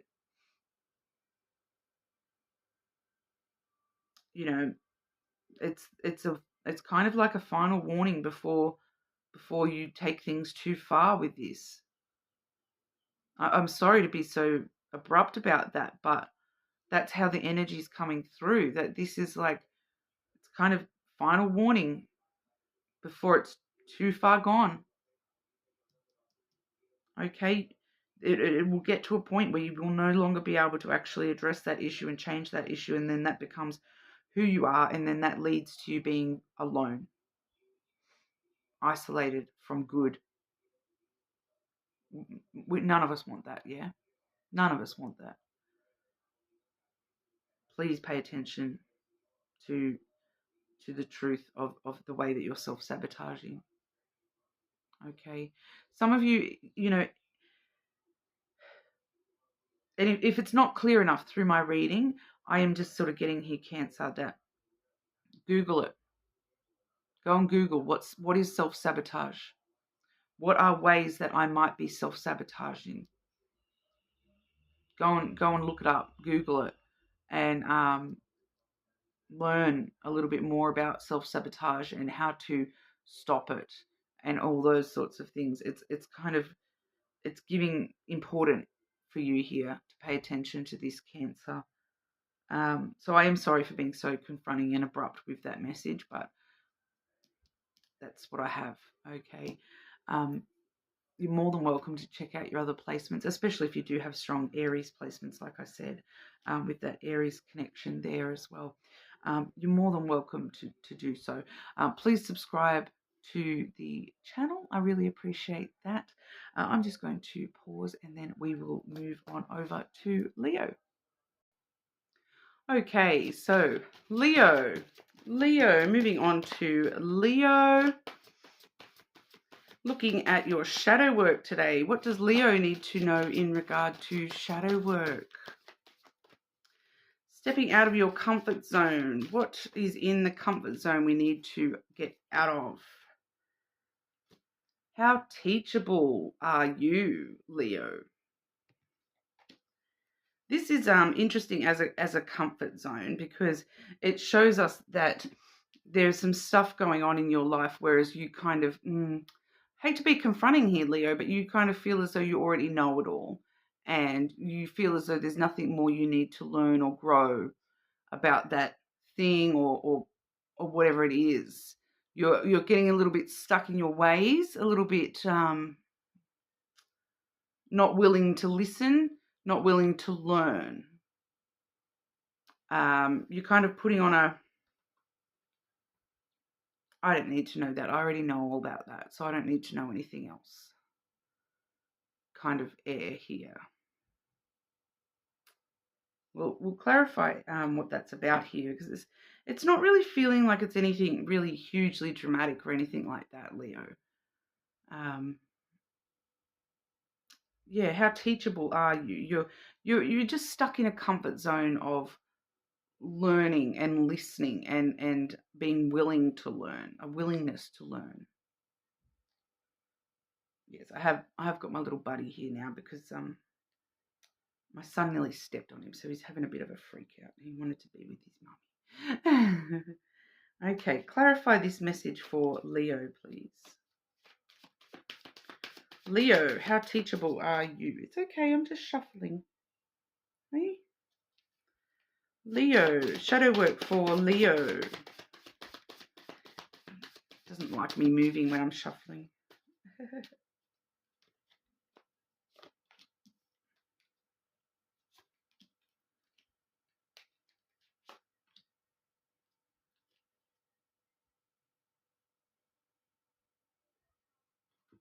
And I feel like for some of you it may have to do more with like new skills. Yeah, it's okay.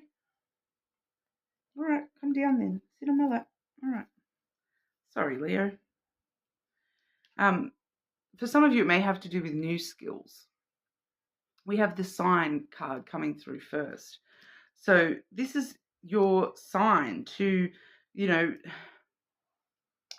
choose a new path, undertake that new training, that extra training, or whatever that may be in your specific thing here, because it does just feel like it's more to do with maybe a specific skill, or listening to advice on something, and you're kind of like, oh no, but I understand the situation already.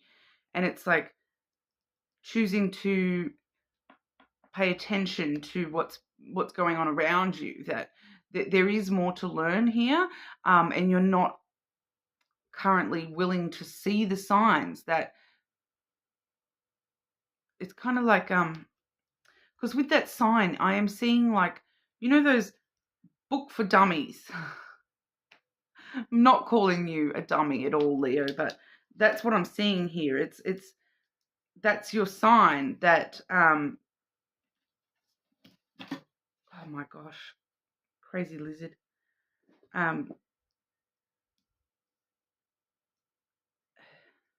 Because I feel like too, for a lot of you, it's something quite simple, and it's just trying to point you in the right direction here, that there's an extra skill or a foundational skill that you need to relearn or delve into a little bit more, listen to, somebody else's way of doing things. And it's going to really help guide you here, because we do have the snake energy coming through there, Leo. So it's kind of like you're deceiving yourself a little bit about, oh, I already know all there is to know about that topic. I already know how to do that. So just as a silly sort of example, your house needs to be vacuumed, and you pull out the vacuum cleaner and you start it up and you start vacuuming, and someone comes along and says, you know, there's a different way to vacuum. You're doing it the hard way. Why are you vacuuming the hard way? You know that you can use that vacuum cleaner. It does this and this as well. It doesn't just vacuum. It's a fancy vacuum cleaner and it does this as well. And you're like, no, I've always done it this way. This is how I'm sticking with it. I'm just going to do it my way. My way's the best way. But you haven't even given that person the opportunity to even show you the new way or the other way, to show you the fancy things this vacuum cleaner does that could be saving you a lot of time in the long run with the vacuuming, a lot of effort. You know, and there's a big clear sign on vacuum cleaner saying, change the attachment to here to do this. And you're like, nah, that doesn't mean anything important. You're kind of deceiving yourself that you don't need to know this, that it's not necessary, that you've already got it covered, that you're already good enough, you know, that you don't have anything to learn. So for some of you, it may be like to undertake extra skills around the workplace. I am picking up for some of you, this is connected to work. Oh my God, that lizard has just done a poo.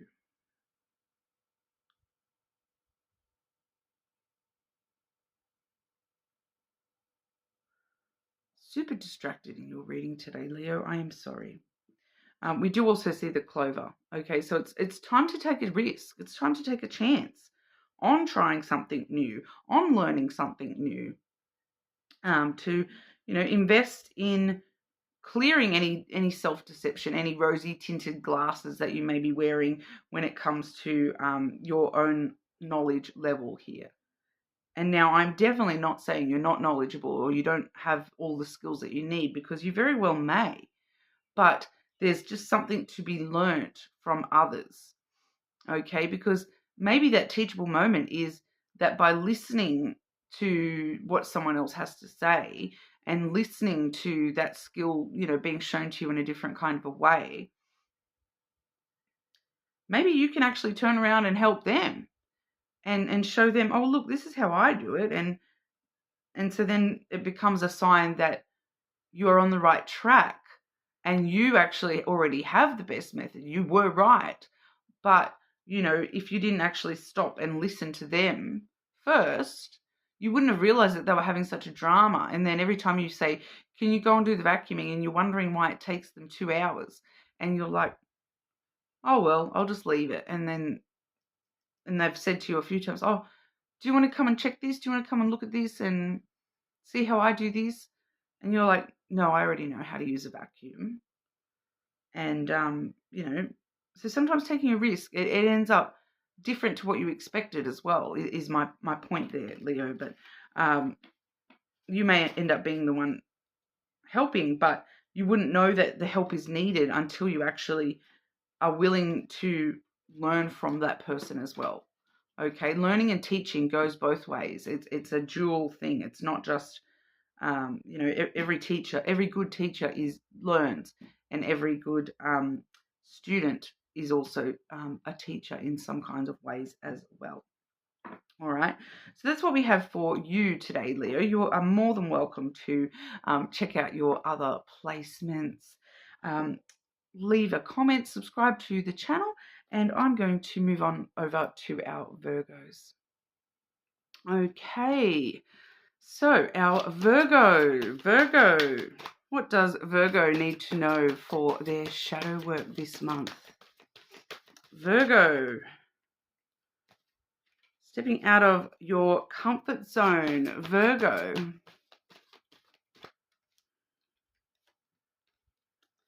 Okay, Virgo. We have the rejection card coming through as your comfort zone you're needing to pay attention to here.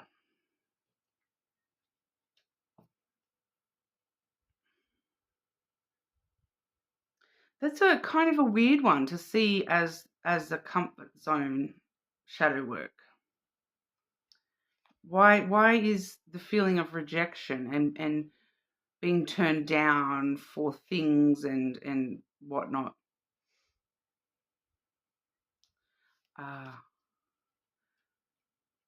comfortable in the rejection because it's actually something deeper here, Virgo.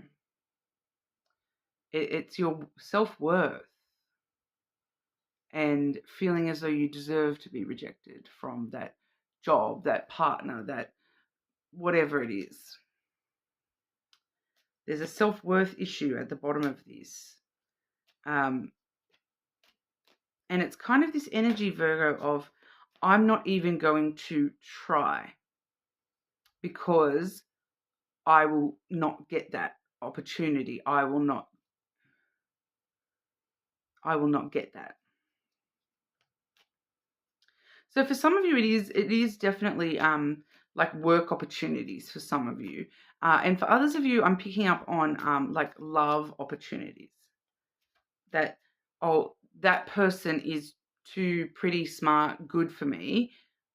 I'm not even going to put myself out there to them because they will reject me. So you're kind of rejecting yourself before anyone else can have the chance to reject you. I'm not going to apply for that job because I'm not qualified enough. They will not take me. They will not give me a chance. So I'm not even going to apply. It's become comfort for you in knowing that you're not good enough, that you're not enough for that job, for that person in some kind of a way here, Virgo. So there is a self-worth issue at the bottom of it all. And it's needing to, I haven't drawn any cards yet, and I'm already feeling that it's going to be about taking a chance to do something, even if you know there's a chance you'll get rejected.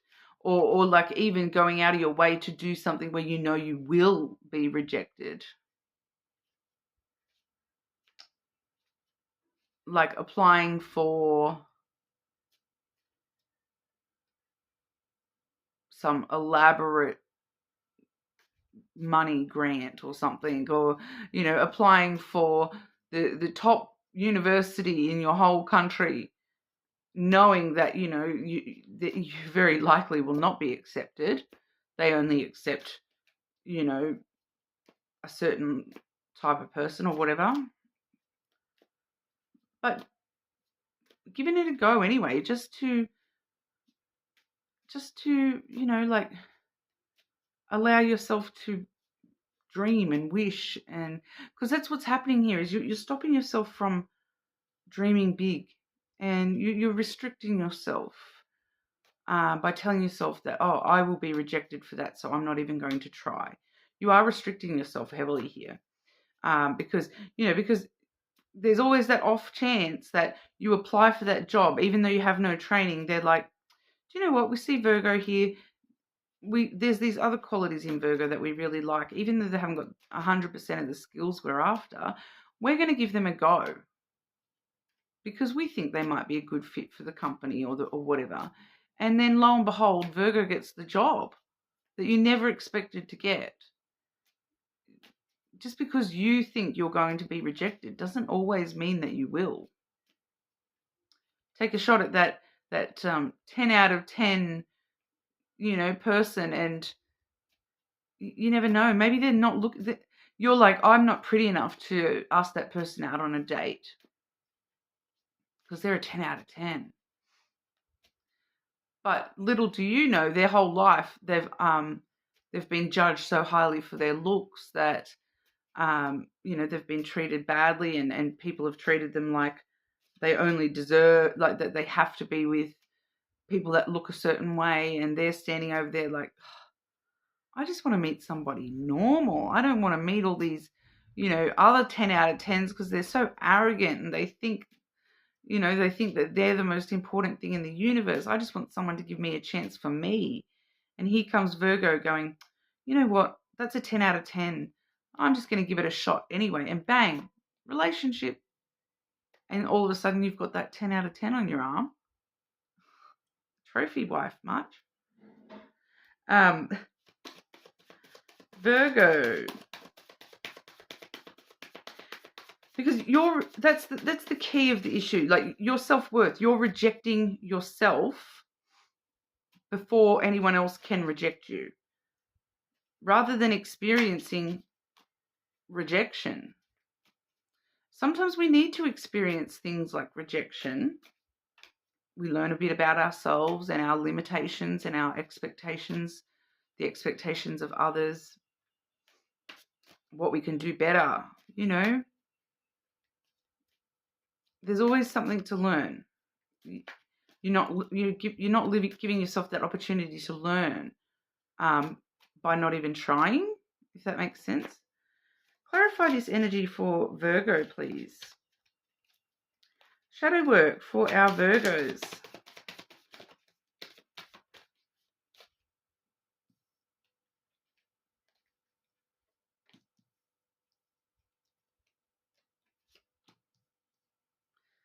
Seeing this central card pop up for quite a lot of signs today.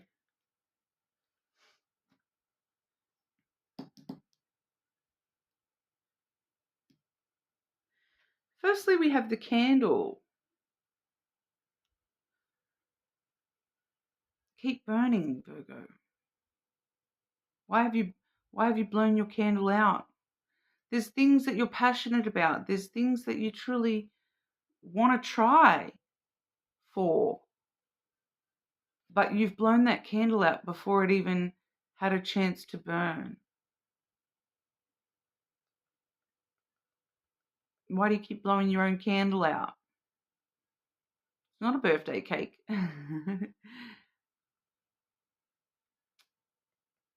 Yeah, it's you're blowing the candle out before it's even had a chance to burn, and for you to even see how well it lights up the room, how you know, how long it burns for. You know, maybe you need to use the wax to make a wax seal or something, you know. You're like, oh, fire, blow it out.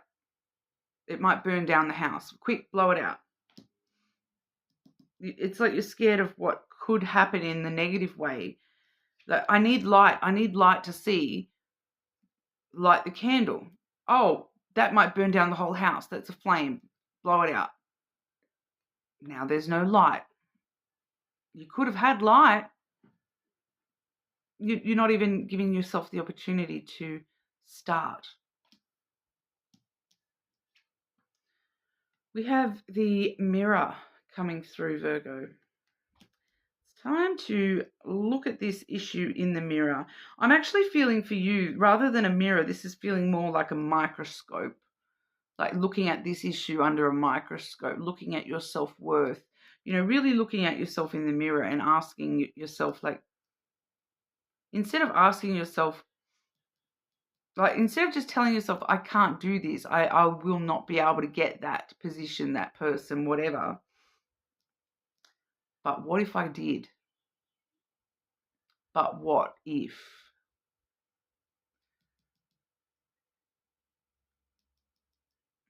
I feel like it's just a little way of, it feels like for you here, Virgo, it's just a way of like looking at yourself a little bit deeper and understanding that this is coming from your self-worth, and just twisting your mindset just a little bit to, and even if you're just twisting your mindset to sort of say,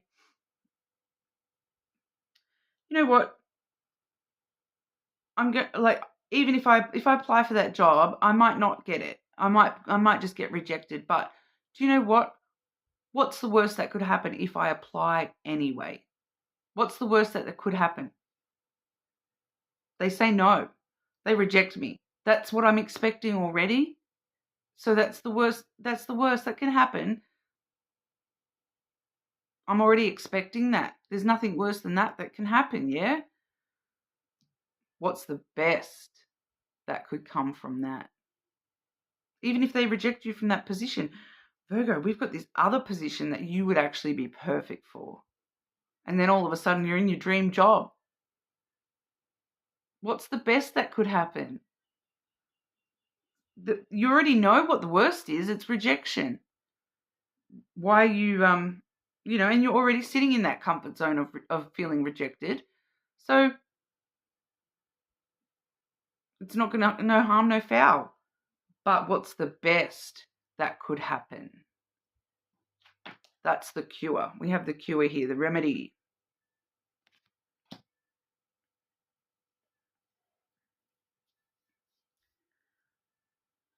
Drink, drink, drink. I'm not telling you to drink, Virgo.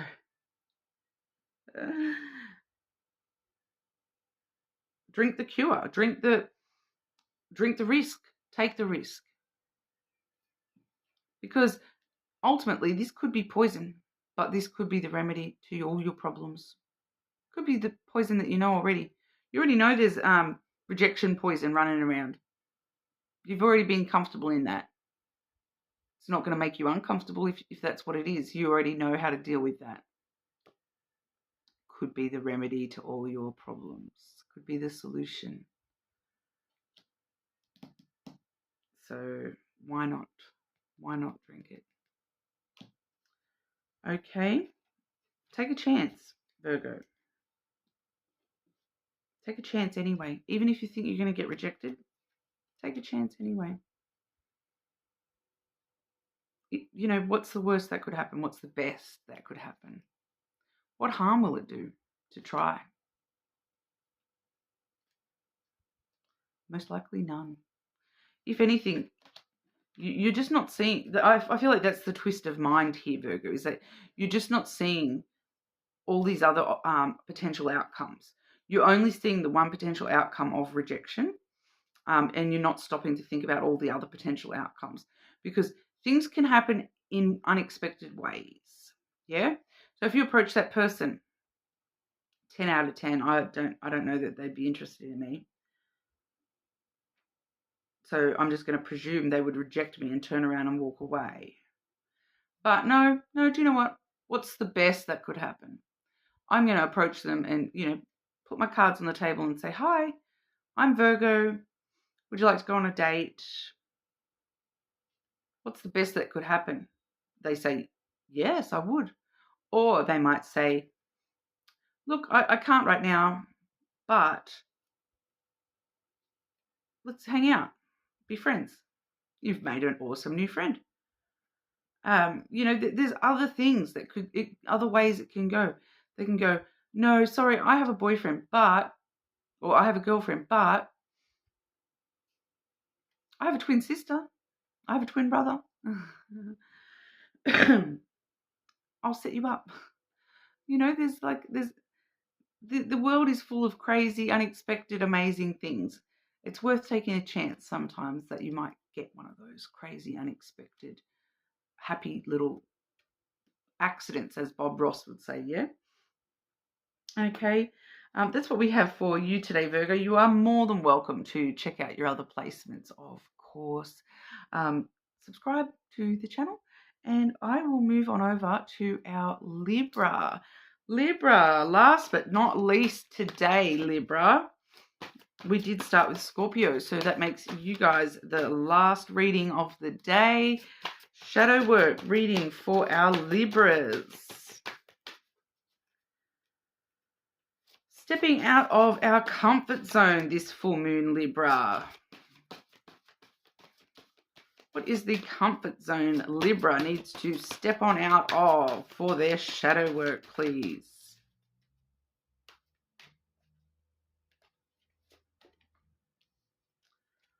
Ooh.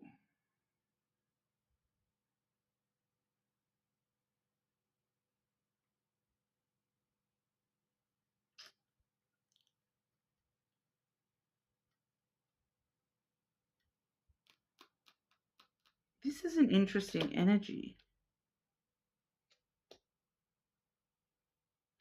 I'm actually going to take that card off the bottom of the deck as well. It's more hidden energy, yeah, when it's on the bottom. With the way that I read, it's like the hidden element of that. But I feel as though it's necessary to add it to that first card, because that first card is the dreams card. Okay, so as a comfort zone, that doesn't really explain much to you, does it, Libra? But then when we add in patience, the hidden energy, the patience that is necessary to reach our dreams. That's the comfort zone we're stuck in at the moment, Libra, is we have gotten impatient that, I wished for something, it didn't happen. I'm going to give up on that. That's where you're feeling comfortable right now, is that it didn't happen. I gave it a whole week and it didn't happen. So therefore, it's never going to come true. I'm just going to give up on that dream, that wish, that desire.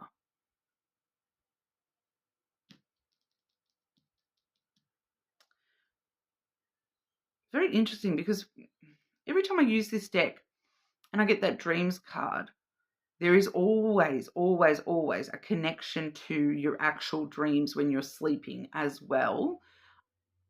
And it's telling me there is a connection for you here, Libra, but it's not telling me what that is. For some of you, I feel like it's not so much your actual nocturnal dreams. It's the fact that, because I'm hearing the phrase, like I'm hearing the word envision. And what is a dream but a vision of, and I'm getting clearly that you're envisioning a certain future. So some of you may have even dreamt of a certain thing happening, or a certain future that you perceive that you would love for yourself. And then, in your waking life, you're like, oh, I had this dream that I won the lotto. I had this dream that I met this person and they were amazing and everything was beautiful and it was my soulmate and everything was happily ever after. I waited a whole week and no one showed up. So mustn't have been real. Must have just been a dream. It wasn't a vision. It must have been a dream. So I'm just going to give up on that. I'm just going to give up on that wish. I'm just going to give up on that dream. Tell myself I don't care about that. You're stuck in this energy. It's like this is your comfort zone, Libra, telling yourself that your dreams are unreachable, that if it's not happening right here, right now, when I want it, when I say that, it's never going to happen, because patience is a big part of this. Because I am clearly picking up that, especially when it comes to dreams energy, like your hopes, your wishes, your dreams, your true desires, the way that you envision your future. The future hasn't happened yet. So you kind of need patience. Yeah, because if you're envisioning, if you're envisioning what your life looks like when you're 80 and growing old and grey with your soulmate, for example, and you're old and grey and this is what my life looks like. I've got plenty of money. I've got my own house. I've got this beautiful soulmate with me. I've had a very happy life. It's not going to happen tomorrow. You've got the whole rest of your life for that vision to come through and to work towards that. I feel like that's the issue here, is that, you're very comfortable in going, I'm giving up on my dreams. That seems to be what's happening here, Libra, is that you're giving up on your dreams. And you, because there's also this element of you telling yourself that they're unrealistic. Because, like, look at this image here. It's the little fairy with the wings and the tiger sleeping on the tiger. That, when you dream about that, I'm a little fairy sleeping on a tiger. yeah, that might seem unrealistic. But then, 10 years from now, you're asked to help out on a photo shoot, and they put these beautiful wings on you. And oh my goodness, there's a lady on Instagram that makes wings like this that light up and everything. What's her name? Fancy Fairy Angela. I think that's her name. And her wings are beautiful. I really want some wings, guys. And then you go to this photo shoot, and there's this, you're taken into a tiger cage, and you have to lay on the tiger. And all of a sudden you're like, that was my dream. I thought that was like the impossible dream. I thought that was never going to happen. Sometimes dreams play out differently to how we think they're going to as well.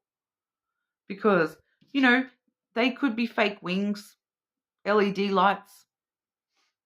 That could be a giant stuffed teddy bear.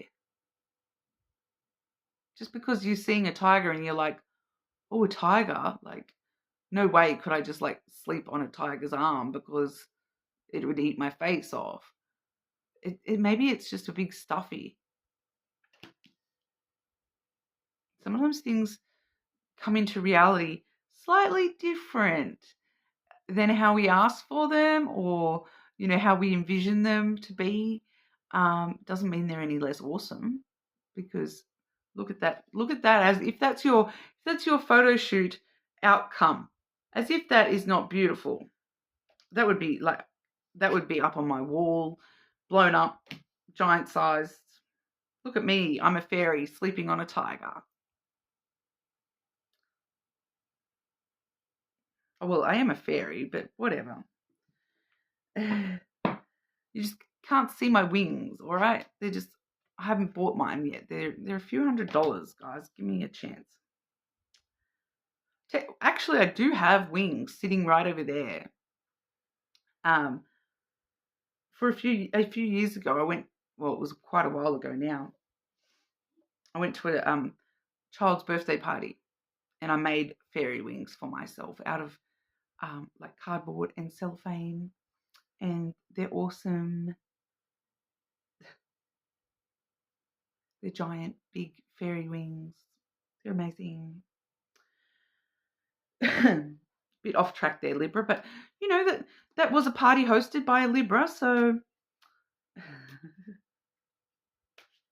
and there was a unicorn at the party. Okay, why do you keep thinking your dreams are so crazy, Libra? Especially my Libra friend. Don't be telling yourself that your dreams are so crazy and that you have no patience for these wild and wacky dreams. You made a unicorn happen in your backyard. Okay? And I know that sounds like unrealistic, but it happened. A Libra did it. A Libra did it. Clarify this message for Libra, please. Sometimes our dreams do seem unreachable. That doesn't mean you should just give up. And for those of you where it's the love thing, yeah, and you dream about this perfect love, and you dream about, oh, I want to meet someone that I love, and I'm going to have the rest of my life with this person. I'm going to grow old with them, and then you met someone and you had a relationship and it didn't work out. Doesn't mean the dream's gone. That just wasn't the right person. Maybe you needed to experience something about that. Learn some sort of lesson about that. Learn how to, because, if you've got this dream person in mind, don't you want to be their dream person too? Make sure that you're grown and matured and you can be the person that they need, as well as them being the person that you need. Fair's fair, yeah? So sometimes that's why patience is necessary, because you had some lessons you needed to learn to help make you the person that your dream person needs for you to be their dream person. Life works in mysterious ways. Unicorns are real. Fairies are real. Sorry, I'm on a tangent now. Like I said, you're my last sign for the day. I was trying to do a shorter reading today. I was trying to stay under 2 hours, and we're up to 2:15. I tend to go a little bit loopy towards the ends of these long videos, not going to lie. You guys are the lucky ones who get it today, Libra.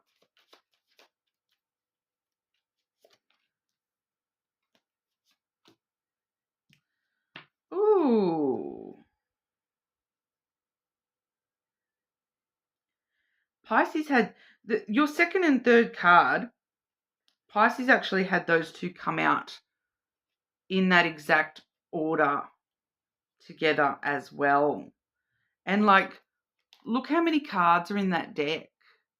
So for some of you, if you've got a strong Pisces, especially Pisces moon, if you're a Libra with a Pisces moon, you really might want to check out the Pisces reading as well. There might be something for you in it as well.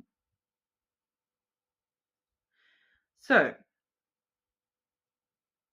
you're telling yourself, Libra, first we have the smoke card. First you're telling yourself, these dreams are made up of smoke and mirrors. They're going up in smoke. It didn't happen straight away, so it's gone up in smoke. I'm just going to give up on that. It's just going to blow away with the wind. You're looking at your dreams as though they're smoke that can just dissipate that quickly.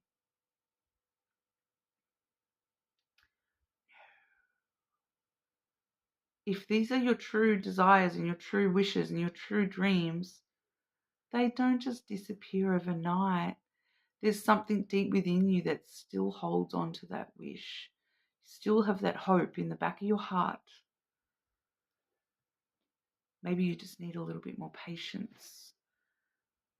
It's not smoke and mirrors. No, your judgment on it might just be a bit clouded from the smoke. If there's enough fire burning for that, there's always that smoke's gonna continue. It's not gonna dissipate. If that fire's still burning within you, the smoke is not going to dissipate. And then the interesting ones here we have firstly we have the cat, okay, followed by the dog. Look at that little pair. Okay, so we see the cat with the black flowers over here, and then the dog with the white flowers. Yes, they are both little skulls on little blocks. All right. So the dog is a traditional lenormand energy. So it is friendship, generally speaking, but loyalty, compassion, understanding, support. Okay, and so I do feel that for some of you, these dreams,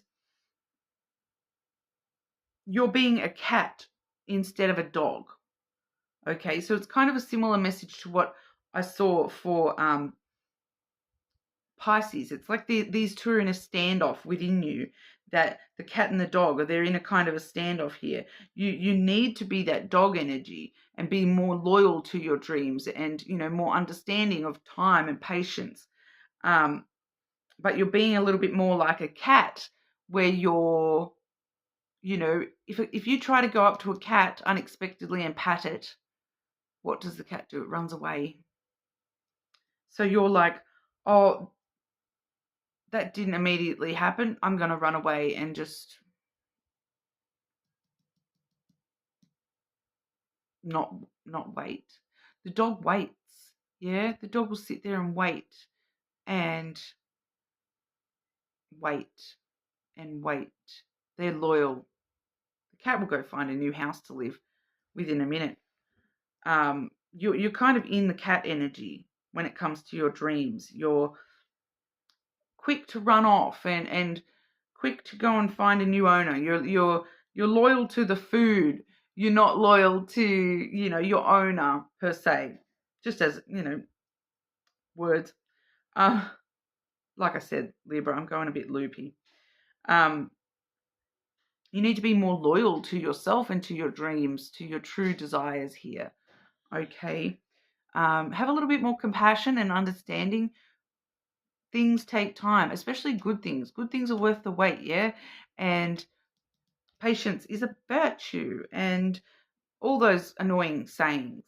Don't just let your dreams go up in smoke continually. Keep that fire burning and sit by the fireplace waiting, and it will come, okay? Don't lose hope in your dreams, Libra.